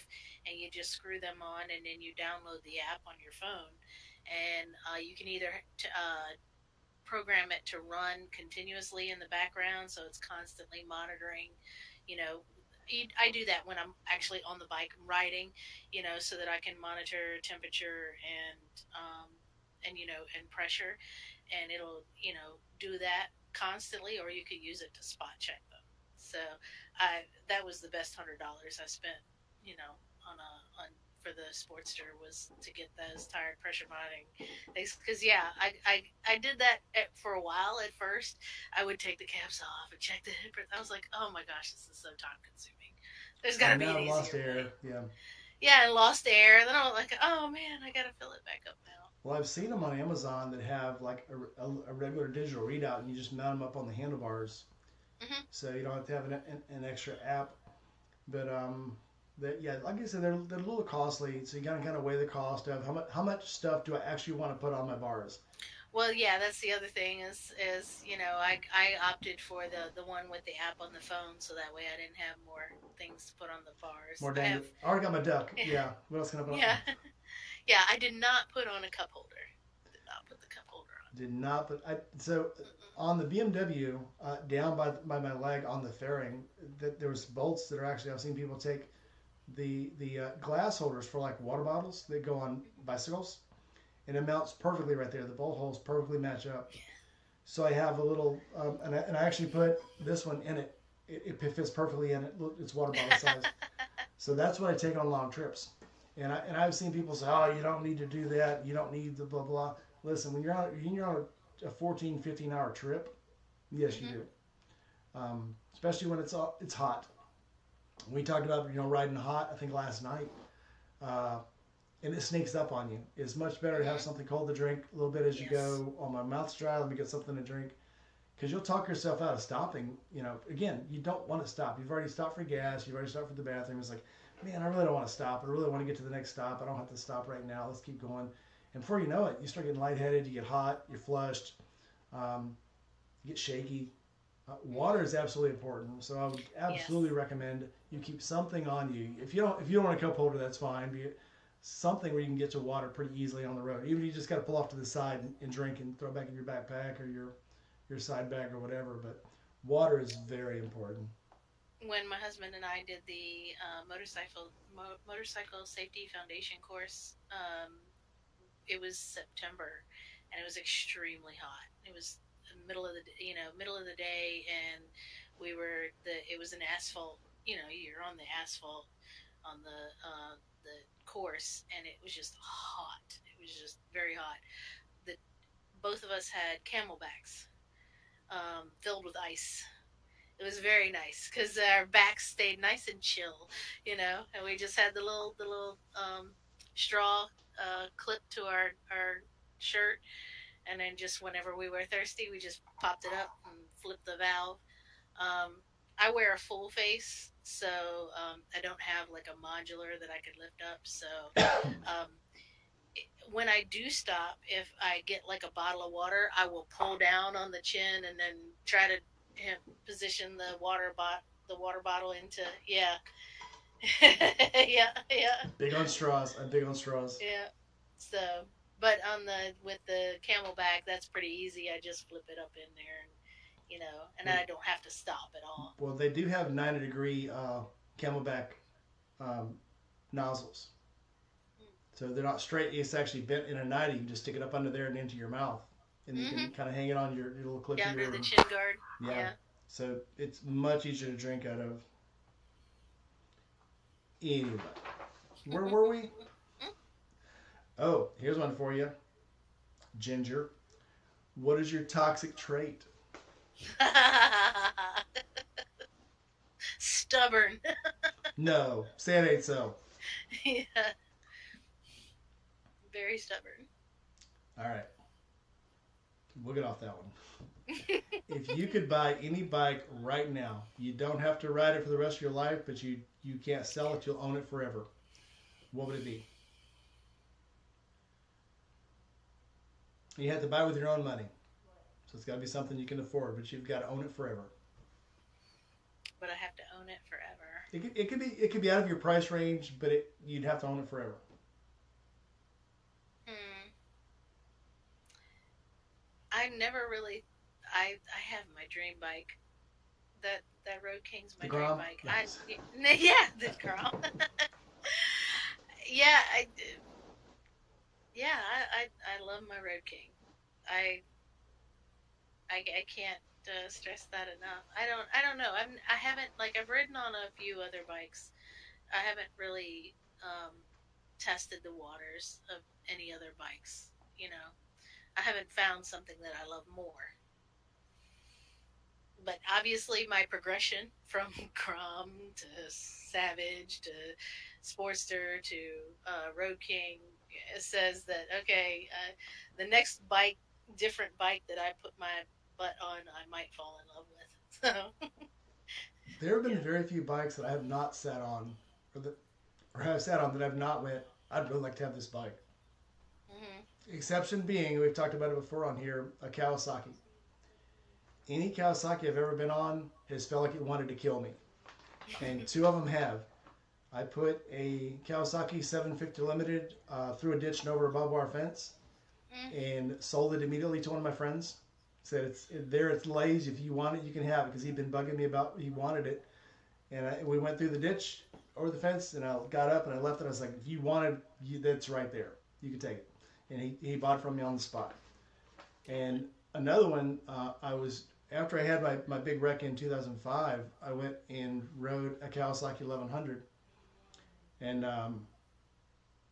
the bike just felt like it wanted to fall over every time I stopped. Every time I took a curve, it wanted to fall. And when you hit Mm. the throttle, it just wanted to wheelie every time you touched it. And I'm good on bikes. I'm very good with bikes. But something about that bike is like, this bike is not the bike for me. It really wants to kill me. And so Mm. I steer away from Kawasaki's. And I know if I ever got on an HP2, I would die. Oh wow, Just yeah. I'm just no. No, I have wrote to Elon Musk and told him if he needs somebody to ride that Tesla M motorcycle, I'm his man, Hmm. and I'll put it through the paces. My husband's friend had one of those. What is it? That Triumph Triple R. That big. Oh, it's a huge Oh, the motorcycle. Rocket. Yeah, the Rocket. Yeah. Yeah, I was never been on one of those, but I was like, yeah, that looks like it's very interesting. So. yeah, yeah. My BMW is 6 cylinder, 1600 cc's, 168 horsepower, and it is fast, and it will go. Never felt like it wanted to kill me. Probably because it's so heavy. I can hit the throttle as fast as I want. It's just gone. It never tries to raise up. It's Hmm. got wheelie control. But just I don't know what it'd be like. We talked about the Harley the other night, the Sportster. That bike sometimes just wants to just go and take off and lift the wheels. And it's so funny to have a bike that has a third of the horsepower that has twice the excitement. Um, Hmm. it's just very strange. Well, and yeah, you ride a BMW. There's a few other people that I know that ride BMWs, and my BMW friends, they really love their BMWs. So they're very partial. Like I think if I got on a BMW, I might like it too. So. Oh, every bike has its own personality. So the BMW is the nice tender wife that's very exciting, but stays home and cooks your meals and makes sure that your breakfast is ready in the morning.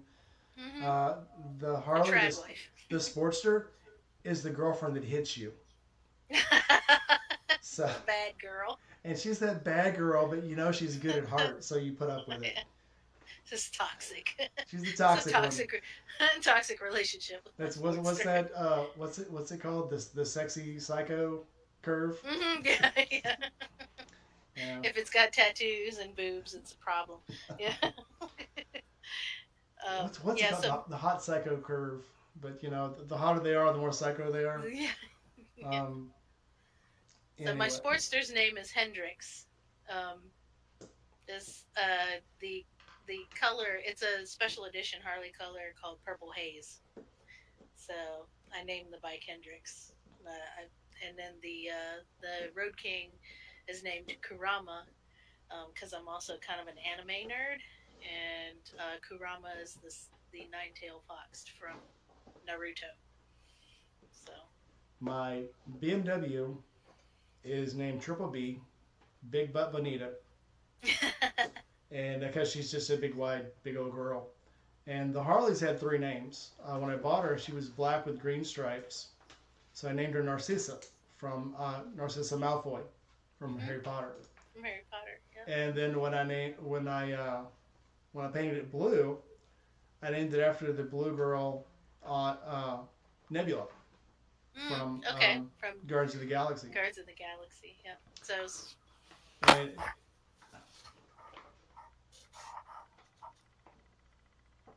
oh, sweet. You are my person always. Very cool. With the what's that thing called? The three thing. The Deadly Hollows. The Deadly Hollows. Deathly Hollows. Yep. Deathly Hollows.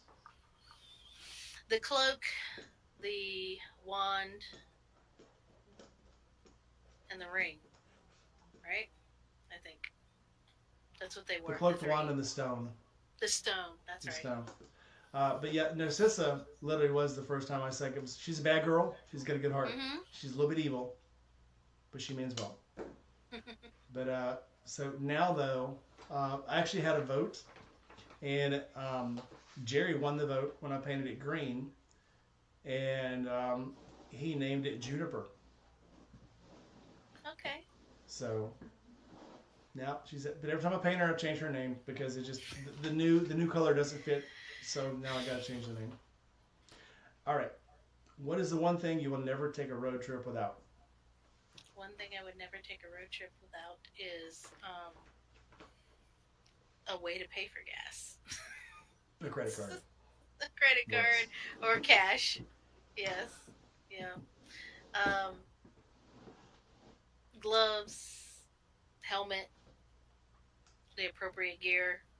Appropriate gear. Define appropriate gear. Appropriate gear would be, so I do kind of, I'm going to tell myself, I am a little lackadaisical as far as pants goes when I'm just around town. You don't wear pants? Well, no, I wear pants. Ooh. No, I wear jeans. Redheads. No, I'm not a bike bunny. No. No. I like my skin. I want to keep it. No Skin's human important. crayons. Yeah. Yeah. So, no, but I'll wear just plain jeans. But if I'm on a long bike trip, I wear bike jeans that are like have the, what are those? The lining called Kevlar. Yeah, the Kevlar lining. There's another fancy word for the Kevlar that's a weave, and I can't remember what. I don't know. It's they're Aramid. Specifically Aramid. they're specifically for motorcycling. To keep from road rash, or I'd add an extra layer. I always wear my boots. I don't wear tennis shoes, flip flops, sandals, dress shoes. So I commute to work on my bike. I'm gonna tell on myself. I was on the Suzuki Savage, and my commute to work is literally 10 minutes. I'm 1.5 miles to 2 miles away from my job. And I was wearing these dress pants that were kind of loose along the bottoms on my bike. And I caught my pants in the belt. In the drive belt of the bike. On the way to work or back from work? On the way to work. Cool. So, thankfully, I noticed it before it completely ripped my pants off, but it did leave a nasty hole in those pants, and I ended up having to throw those pants away. But lesson learned, if I'm going to commute to work on my bike, I'm wearing pants that don't flow. Or just tuck in the cuffs. Mm-hmm. Get some blousing straps or something. So the most comfortable the most protective pants I have are some Ironworkers jeans that I got from Cycle Gear. And they actually have very thick Kevlar padding in them. However, they're very hot. Oh. So I have some other Aramid pants I wear, and I wear those on long trips. But then I also have, when I'm going to work, I have just regular FR pants that are super thick jeans. It's fire retardant pants, they're super thick. Fire FRs, yeah. And that's what I wear to work. As it gets hotter, I will go to just jeans. But I will never wear something that doesn't have some kind of abrasion rating. I know people like to beat up jeans a lot. Jeans, when they get worn out, yeah, they're worthless. Once you start tearing jeans, they're worthless for protection. Right. But jeans are actually very good protection. That's why the miners wore them, because they were very durable and tough. So they're a lot better than slacks. They're a lot better than scrubs. They're a lot better than the bunny pants and the Lululemon pants. I see these girls wearing all the time. Any kind of elastic fiber pants or leggings are very dangerous, because there have been times where someone would go down with those plastic fiber leggings, and the plastic would become part of their leg. It would, yes, those are very dangerous. Even a lot of the jeans that I wear are stretchy jeans, so you have to watch out about those too, because it still has that rubber fiber in it that can melt to your skin. Be very dangerous. Yep. Christian Becker says he only wears chaps with no jeans. I'm just kidding. Ooh. So I used to wear, and I still have a few pairs of chaps when I'd wear them in the winter. But chaps in the winter, you still get air straight to the beans. So I would have to get a towel too and put the towel, on my crotch, because you have no wind protection in chaps. So, but now I've gone to, like, I've got a pair of Revit pants. I've got a pair of, what were they? The Sand? No, Storm 3 from and then some adventure pants also from Cycle Gear.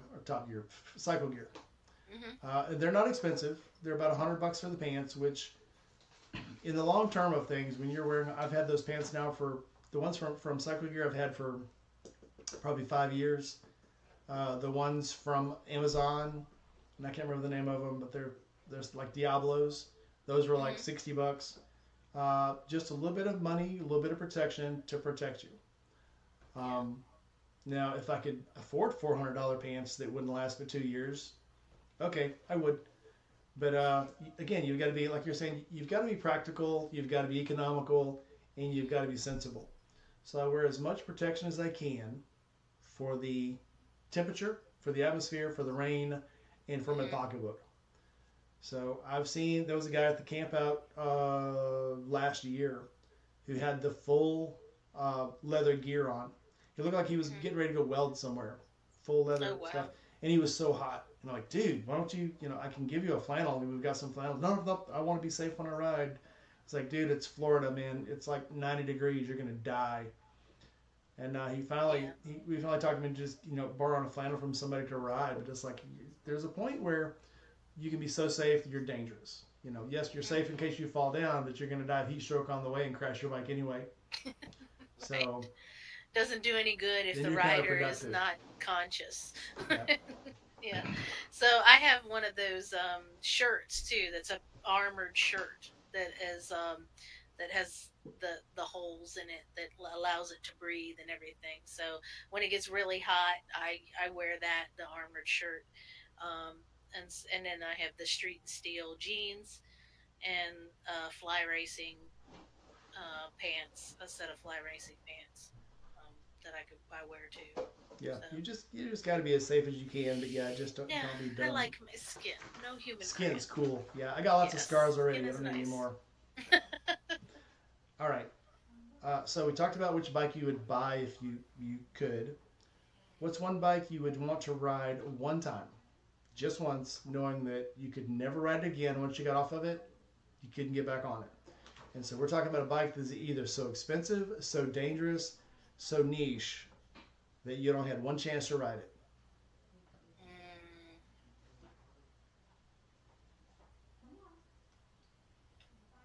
Mm, I think anything that than like the Ninja H2, like the real the real fast sport Stupid bikes. fast. Stupid Stupid fast. fast. Stupid fast. Yes. We've gone plaid. Yeah. I I think those bikes. I just the thought of getting on one of those kind of scares me. So. I would want to get on one of the original Boss Haas motorcycles. And I say the original ones because back then they were unregulated. There was no safety on them. The ones they Mhm. have now, they have single speed. They're very low revving and they're very regulated. So yeah, it's still a V8, but they're so controlled now. They're boring. Mhm. The ones they used to have literally had a 4-cylinder Chevy engine on them or a 6-cylinder, and when you twisted the throttle, it was gone. And they would go as fast as you possibly could. I actually had a friend who so right up the road from us is where they make them at Dyersburg, Tennessee. It's like 2 hours from here, and they'll let you test drive one. If you have a motorcycle license, they'll let you take one out on the track. And he set off the line. He hit that. He started a slow roll, and when he hit the throttle, it took off on him, and his molars cracked against each other, and he split 2 molars. Oh, It's just wow. you're looking at a Corvette engine on a bike. The frame itself probably weighs 300 pounds. The bike Oh, itself wow. weighs, I think, 1,200, 1,300 pounds. So literally 1,000 pounds of that bike is the engine.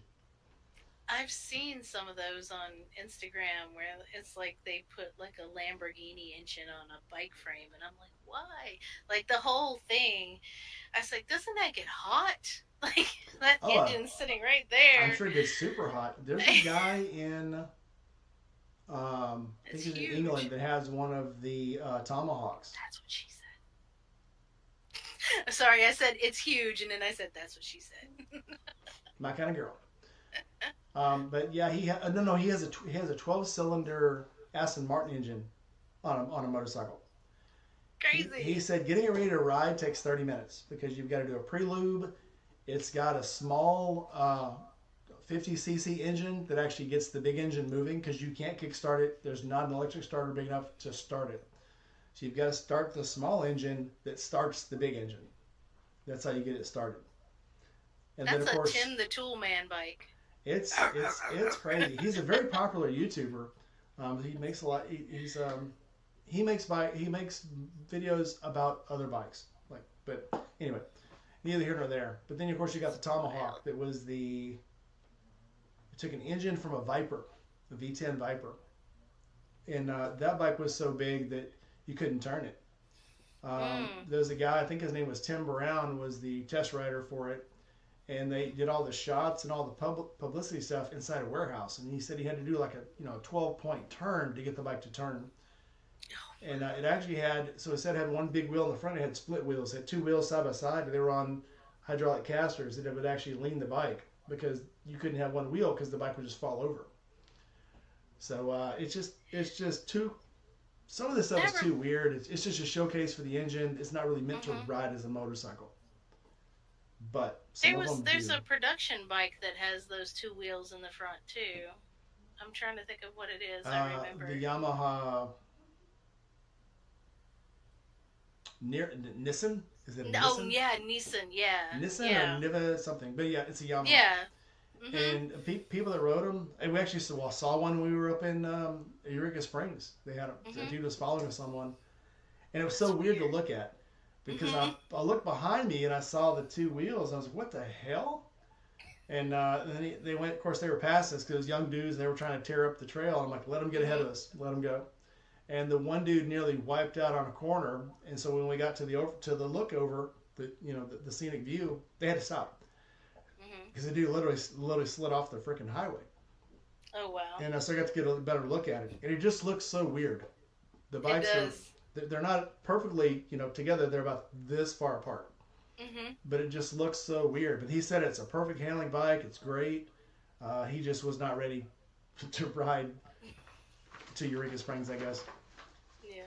But anyway, so the H2 for you. We're down to the last few questions. Bear with me. I know you got to work tomorrow. Oh no, I'm having fun. Okay, think about this one. Okay. What is your favorite motorcycle from a movie or TV series? My favorite motorcycle from a movie or TV series. I really like the Fat Boy from the Terminator movie. I There's something about. I think it was Arnold Schwarzenegger that made that bike. I think it He was made Arnold it super Schwarzenegger on that popular, bike. yeah. Oh, absolutely. Yeah, yeah. I do like. I'm not a big chopper person, so the bikes like from Easy Rider, um, they're okay.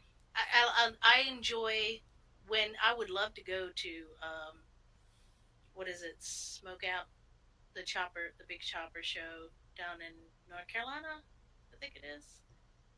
They've got a lot of them. So This, there's like the yeah. Mama Tried, and then there's hmm the Easy Rider Show, and There's a cycle showcase too, I there's a think. lot of them. Yeah. The big thing with those is the artistry. Like, I think, um, I wouldn't, I don't think I could. The Sportster we were going to keep because I was going to say, oh, I was going to chop it someday. I, I do like working on my own bikes, but I don't think that's my cup of tea. But I do appreciate the artistry. Um, some of those bikes are really, really gorgeous, just in the aesthetic. Um, and some of the things that they do with them is pretty wild. Um, I my so my one of the first YouTube personalities that I saw on YouTube when I started riding was Professional Monkey, and his chopper builds have been pretty cool. Brown Sugar is gorgeous. I love that bike. Um, but yeah, there's a dedication and a work that puts in that these guys put into these bikes that is just extraordinary. So. I used to like those really fancy bikes until I started riding myself on long trips and realized I'll look at a bike now like the Captain America bike and go, yeah, you'll probably only get about 50 miles out of that thing. hmm Less if the bike is full of cocaine. Just saying. yes, You ever seen the movie? exactly. The Captain America? The not the Captain America, the hero bike, but the one from Easy Rider. Oh yeah, I saw it a long You time realize ago. at the end of the show, when he's talking about getting gas, and then at the end, you find out that he was transporting drugs in the gas tank. And it's like, yeah, no wonder he was getting such bad gas mileage. But He anyway, wasn't getting enough. it was Yeah. definitely, yeah, my favorite bike, and I've said this before, anybody that's watched this, but the Harley Softail that was in Renegade. hmm He had a Softail Okay. custom, and that I was absolute. That's what made me just absolutely fall head over heels for wanting a bike, a big bike. I'd had dirt bikes as a kid, and I had first bike that I really thought was going to kill me was my stepbrother. He had a Hidaka Desert Rat 250. hmm And before that, he had a Honda 80, and then I had a Suzuki 90 dirt bike. But that dirt rat was loud. It was obnoxious. It popped. It jerked. It wheelied. And that bike, again, it was like, okay, now I have a healthy fear of motorcycles. hmm But that's just what drove me further. I was like, now I want a bigger bike. I want a faster bike. And then when I saw the Renegade, that was when I was like, okay, now I want a bike, but I want to ride it. I want to go somewhere. I want to do cool things like Lorenzo Lamas. Lorenzo I Lamas. want to. Yeah. That there was the three shows that came on. It was Highlander, right? Yep. Renegade, and there was another one that I used to always watch. And I can't think of it now. But those were the three shows that what was it on Saturdays, midday Saturdays that I'd love to watch. Renegade was the last one. Uh, oh I'm man, trying to think. that's some way back machine stuff there. Yeah, I know. trying to pull it out of. Yeah, Yeah. there were a lot of cool in the '70s and '80s. There were a Menopause lot of spray. cool motorcycle shows Hmm. because there was Street Hawk with Hmm. Rex Smith, I think, was on Street Hawk, and he had a Honda Nighthawk, but it had laser beams and machine guns, and it had nitro and it could pop wheelies and it had jets, and it was very cool. Yeah, Airwolf was another one, but that was like a midday show. But Yeah. I think pop culture has done so much for motorcycles Hmm. right up until Sons of Anarchy, and then it just crashed it. So Yeah. Sons of Oh, Anarchy, I like the motors, the cop bikes and chips too. hmm, Yep. it took me quite a few years to realize that those were not Harleys because at that time It looks like a Road King, doesn't it? It does. those were Kawasaki KZ 1000s, Yep. and I That's was awesome. so disappointed when I found out they weren't Harleys. I tell you, because my love of motorcycles came so late, my memory of like these the you're calling up things now that I'm like, oh yeah, yeah, now I know, because when before I rode motorcycles, it wasn't something that I looked out for. You know, everybody remembers the motorcycle in Terminator. You know, and everybody that saw Easy Rider remembers Easy Rider was Easy Rider. You know, so it was. Yeah, now that you're mentioning the different bikes, I'm like, yeah, because I watched Renegade. Like that was one of my favorite shows, and I was like, oh yeah, he did ride a bike in that. So It's funny to see now like the things you thought were so cool. Like so, like on Bad News Bears, Bad News Bears 2, they got the bad boy who rode a dirt bike. Cause like, oh, he's a bad boy because he's on a motorcycle. And hmm it's like it just. I think that's when you realize in your life what you want to be. You want to be the bad boy. You want to be the one that rides up. Everybody goes, "Oh my God, he's here! Run! He's gonna kick everybody's ass." So it's just too cool. for I think for lady riders, it's more of like I'm the free independent woman. You know, I I can take care of myself. That kind of thing. I think that's for females, it's more like empowering. I don't know if you remember this, but the first lady biker I ever saw was Angel Savoy. She was a drag racer Hmm. in the NHRA series, and she was an absolute badass. Pink suit, pink motorcycle, but she was just a badass. Of course, Shirley Downey was the car drag racer. Angel Savoy was the motorcycle drag racing lady. And it was just, you just knew she was just a badass. Jump out of there. I think she was a redhead too. Danger. Hmm. That should have just told me enough right there. But she's just a badass. And it's like, wow, women can be badasses too. This is pretty cool. And I think that drove a lot of women, to be, I can do this. I can do Hmm. motorcycle stuff. And then there was Pinky Tuscadero from Fonzie. Fonzie and Yeah. Happy Days. Leather Tuscadero. Here's one for you. Did you know that Leather Tuscadero was Susie Quattro? She was a rock star at the time. Oh, cool. Yep. Yep. I didn't find that out 2 years later either because the two worlds just wouldn't meet. But anyway, really showing my age there. And then there's Fonzie. Obviously, there's Fonzie. Hey. So, yeah, that was another one that took me a while to figure out that he wasn't riding a Harley. He was riding a Triumph. Hmm. So, Steve And Henry McQueen. Winkler did not like to ride that thing. No, he said he rode it one time and he wrecked it. He said he right. And everybody ran over to check on the bike because it was Steve McQueen's bike. It was the one that. Yes. Yes. Hmm. So everybody was worried about the bike, not him. They just left him laying there, pulled him off the bike, and got the bike up and made sure it wasn't damaged. All right. So, who would you like to ride with from the past or present? Take a ride anywhere. It could be someone who's still around, somebody that's passed. Who would you want to ride with? I was wondering if that was the next question coming up. I was like, that's a nice segue into the next question.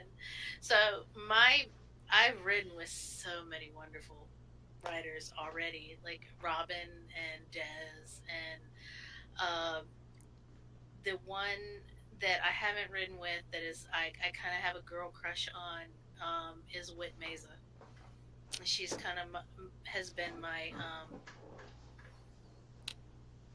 kind of my inspiration, because when I got the Sportster, and I said I want to do, like, there's so many things I want to do with it, with long distance.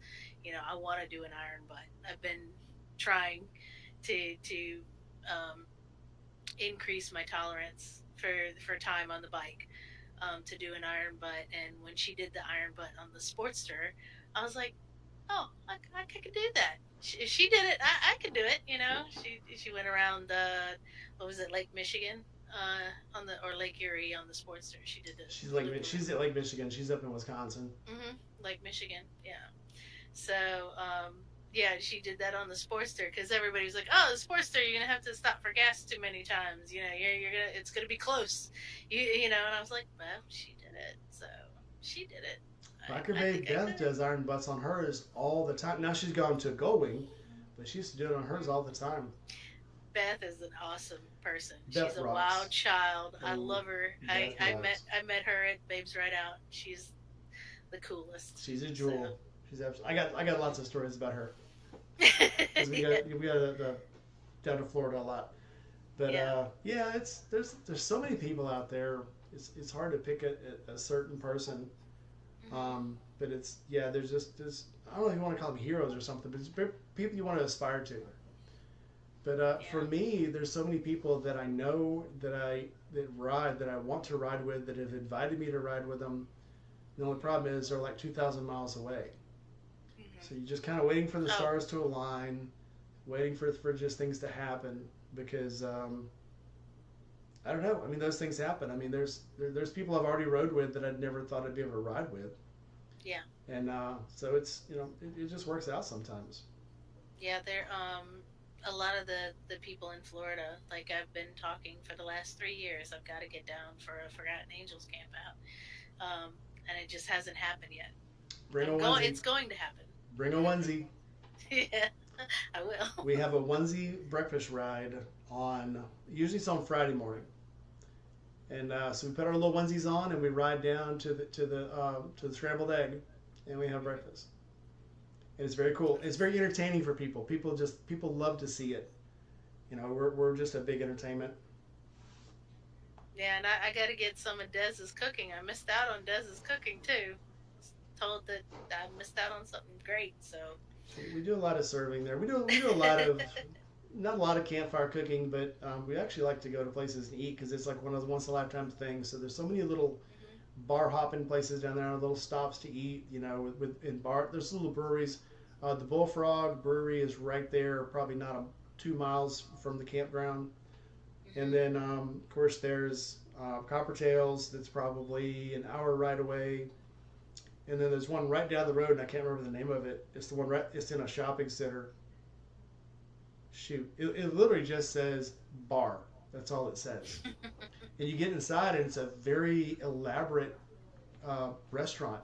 On the outside, it just says bar. I can't remember the name of it. Somebody help me out. It's the one right down the road from Forgotten Angels. Somebody can help me out in the comments.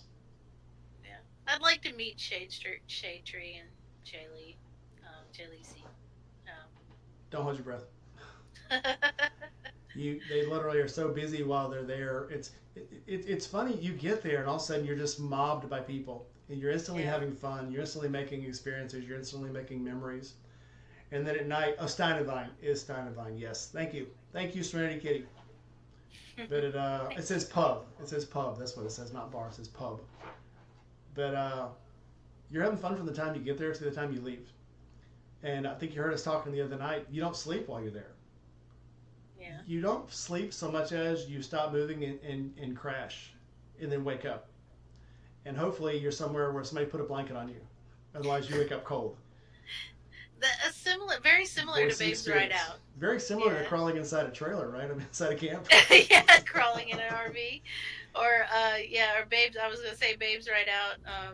Robin and Michelle took very good care of me. It's very important to have good friends with you when you are getting sloshed and hammered, because Robin and Michelle made sure they took my boots off and rolled me into my sleeping bag in my tent. I said that a while ago. It's very important to be with people that you trust and that can take care of you if somebody doesn't make it. And there's a lot of that going on at Forgotten Angels. Yeah. I had the time before last I went. I had a tent there. I brought a spare tent, and then somebody brought a tent for Red Rider. And so I was in my big tent, and it's got it's the tent Mahaj.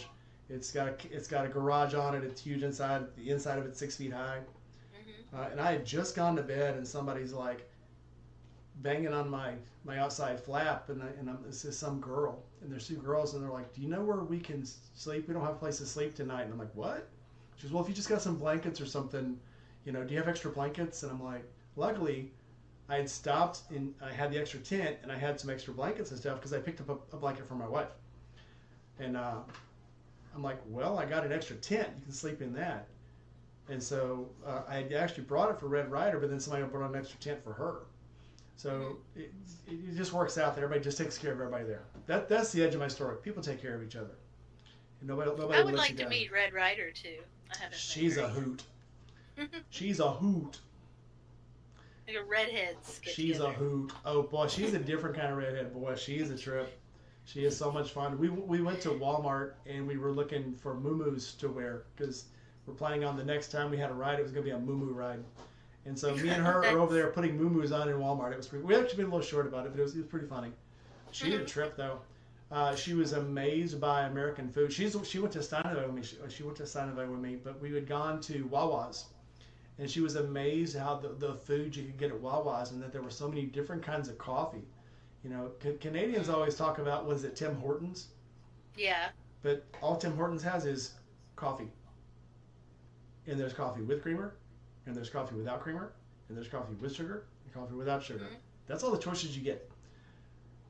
We were going through this Wawa's, and they had iced coffee, and vanilla coffee, and caramel coffee, and they had dark roast and light roast and chocolate flavored and raspberry flavored and strawberry flavored. She's like, there's so much coffee here. Where's like the regular coffee? Like, this is America. There's no regular coffee here. Yeah, it's like, regular coffee, you got to go to Fina or Texaco or something. And Wawa is one of the best places to get coffee. Wawa's is trippy. Then we got breakfast sandwiches for everybody, which was funny. So Steve Mini Ridge, the dude prides himself on taking care of everyone else and buying anything everybody else wants. He was on one of Shade Tree's bikes. He was on the wet spot, the blue one. Mm-hmm. And he had problems getting it started, and we finally got it started, and we rode up to the Wawa's. We get there. We get inside for breakfast. He's like, Mike, I don't have my wallet. They're like, it's fine, dude. I'll buy breakfast. So I bought breakfast. He's like, I'll pay you back in lunch, man. I'll buy lunch. I say, no problem. So then we get back, we mess around for a while, and then Sydney wants to go out for lunch. So we go up to, what's it called, the Stone Frog? I think it's called the Stone Frog or the Frog Creek. So we get to Frog Creek, we get inside. He's like, Mike, I don't have my wallet. And I'm like, don't worry about it, I'm paying. He goes, no, you can't pay. I'm like, who's going to pay? You going to go in the back and wash dishes or something? So it messed him up so bad that someone else had to pay for him because he's used to always paying. He's a pretty well off guy, owns a big business. And so then we decide we're going to take a ride. We go back to the campground for a while. So let's take a ride somewhere. So we get on down the road a little bit and we stop. And he's like, I got to get gas. So we pull in and get gas. He gets off the bike, turns around.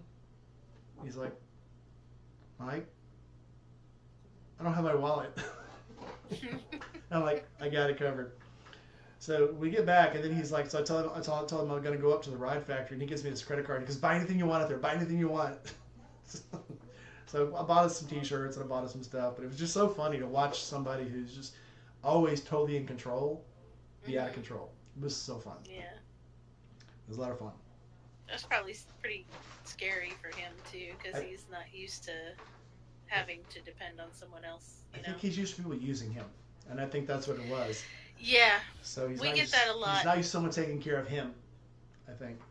My husband and I, my older brother is, he's pretty well off. He can handle his own finances. He's not like rich by any means, but we went out to dinner one night, and my husband just kind of put his hand on the ticket when they brought it to the table, and he's like, no man, he's like, I got it. He's like, really?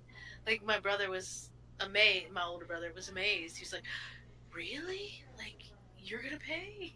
Like, because he's just so used to everybody expecting him to pay because they think he's made of money, and I think some people, you know, are so used to that that the people around him with their hands out, it's nice to be around somebody who sees them as a person, and It's nice to get taken care of every once in a while, even if yeah, it's something small like a tank of gas or coffee or a breakfast yeah. sandwich. Yeah, I was on a live with Steve one time. He's a really cool person. He's a lot of fun. He is a lot Yeah. of fun. All right, last question for you, and then you can ask questions of me. You Okay. ready? You ready for this? Mhm. What's the weirdest comment you've ever got on a video or a picture? The weirdest comment. I don't know. Shit, I get them all the time. um, I think most of the people that comment on my things know me, so they know I'm married, so they don't. There's not really any tomfoolery going on, but um, and I haven't put myself out there enough. I'm pretty sure that once I got out into the, broke out of this circle of my own friends and community and start appearing on other people's For You pages, that yeah, some things might come in. Fat guy finally showed up. Oh, that's my husband. Yeah, Um, he's he's in Tennessee for the it's called the Performance uh, Takeover event in Tennessee and Oak Ridge, Tennessee. That oh, yeah, so it's only like they've 4 been hours from here. yeah they've been burning a lot of tires. Yeah. I get always the I get the trolls. So Mm, I'll do like an oil change video, and there's some guy with no videos, no subscribers, no profile picture, telling me everything I'm doing wrong. mm, And I had another guy. I did the tent. I did the Wolfwalker setup, tent, and somebody commented, "You must have never put up a tent before because you had so much problems with that, and you should just go on their website. And here's a link to their website to talk about how to put the tent up." And I'm like, I'm just having fun putting a tent up by myself, letting the wind blow it around and kind of looking stupid. I don't really care. I didn't say that. What I did say was, oh, well, let me go to your channel and see how you put up a tent. Oh, wait, you don't have any videos on yours. Well, okay, well, I'll come back to you later. But it's funny how people always want to get so mad at you because they go to your video for something and they don't see what they want to see. So I did one on, I did integrated turn signals. So I took, on the Sportster, I took the turn signals off to integrated turn signals. I took the side license plate off, did a relocation on the back. And so I put one brake light that was also an integrated turn signal. So it was one long light, and then mhm, inside the light, whether you're hitting the brake or the turn signal, it would go yellow or red on the sides. mhm. And so somebody put on there, well, if you're going to do something like this, you could at least show us how the wires were hooked up, what colors you used. And I'm like, I did. That was in the video. And I went back in my own videos. Like, I'm looking through this. I'm like, well, there it is right there. What's he talking about? I'm like, okay, if you go back to, the 3 minute and 5 second mark, I showed that. And I did another one on how to reset the timer on the BMW. And somebody's like, well, you should have slowed down when you showed the timer because nobody knows what kind of, MX you're using because you went over it so fast. I couldn't even see the numbers on it. And I'm like, it's in the description. Okay. Pause. I put a link to the exact, OBD I used in the Mhm. description of the video. I put a link to it. You can click on it, goes straight to Amazon, and it'll show you the OBD. Like, what do these people want? And my earlier videos, it would always upset me. Now it's Yeah. like, okay, another stupid idiot. I won't even answer this one. Or I'll tell Yeah. them, yeah, go to the 3 minute 5 second mark. That's where it is. But I think some people just like to cause animosity. They like to make themselves feel big because they're telling someone and I don't have a ton of viewers. I have a few viewers, but I think they want to take someone who's bigger than them and try to knock them down a few pegs. Mhm. And I don't know where that comes from. I guess that's a human thing that some people like doing. I'd rather build somebody up than knock them down because it's a lot. No, one, it makes you feel a lot better, but two, it's like it's so easy. It's easier to help somebody out and say, "Hey, good job, thanks for putting that up there," than to try to go through this whole rigmarole of why they're so messed up. Mhm. To me, anyway. Well, everything or everybody is a juggernaut behind a keyboard and a screen. Um, the this is it. It's kind of like the sign of the times. People, um, you know, feel like they can say or do whatever they want to on a keyboard because there's no consequences to their actions. Yeah. And now I'm not saying that we should legislate you know, or make laws against those kind of things, but those people would not say those things to someone to their face. You know, so I had, thankfully, like I said, my channel is so small, my content is so sporadic, and I haven't broken out into people that are non-subscribers yet. Not in any kind of great detail. There's a few I purchased my blue check mark, so just to try it out and see, and so I get the insights on the posts, and then I get to see like how many people that viewed my posts are subscribers versus people that are not, or people that are not friends. How many people am I reaching that are not part of my inner circle? Um, so, and that's not quite there. It's a small amount. So, most of the comments on my videos are great job, good, smiley face, fire emoji. I don't get too much, of the trolls or the vitriol or. Yeah, I don't fight with them. I'll let the viewers, my other, people that watch it, I'll let them fight it Hmm. out. I'll let them fight for me because they're Oh much yeah, better at it than me. yeah, yeah, your friends will come with the quickness to squelch that. All right, you got any more questions for me? Mm. How long have you been writing? Forever. I have been writing since 1981. So quick math would make that 44 years. God, So at long time. least since I was 2 years old, I've been since I writing. moved to Virginia. Yeah, yeah. I'm sure there's a cool phrase I could use for that, but yes, yes. It's I've been writing a really long time. So again, I started on small dirt bikes, and there's no, you know, I've just gotten a little better and better at it, and I've taken a lot of MSF courses. I've done a lot of writing, and you only get better at things if you do them a lot. Yeah, So, but you never stop learning. There's always something else you can learn. There's always something else you can look at and see, and there's always a way to make yourself better. So I never tried to never just say, yeah, I'm perfect at this. You should do what I do because I'm so right and I'm better than you. And look at how many years. Nothing infuriates me more than going somewhere and some guy saying, well, I've been riding for 50 years and that's not how I do it. And I'm like, okay, good for you. Whatever. I mean, whatever. If you ever wrecked, you're not perfect. Have a nice day. yeah, yeah.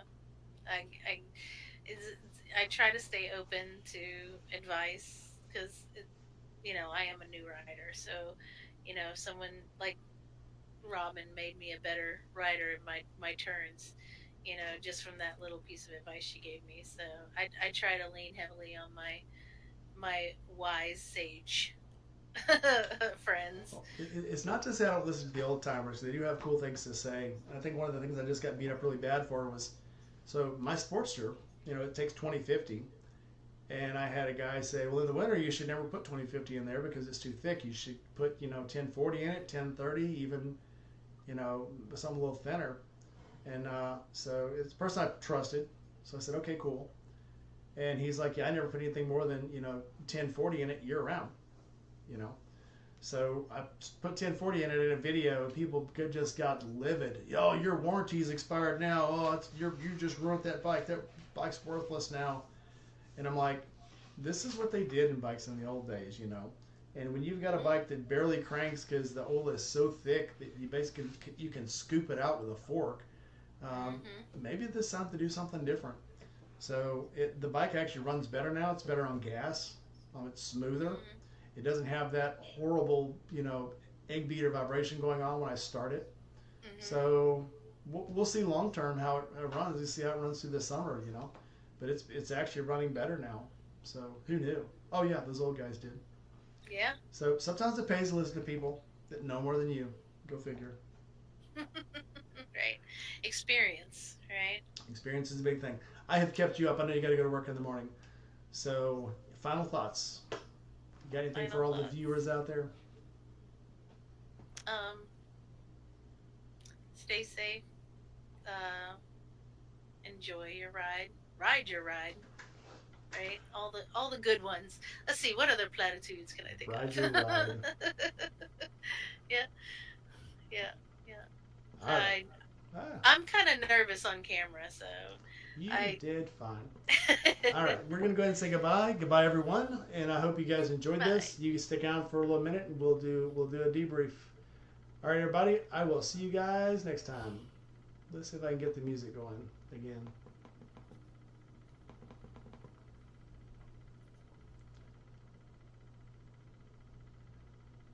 I don't know what I did with the music. It died. So anyway, go ahead and start singing, Stacey. I'll have it fixed for next time. All right, guys. I'll see you guys next time. Bye-bye.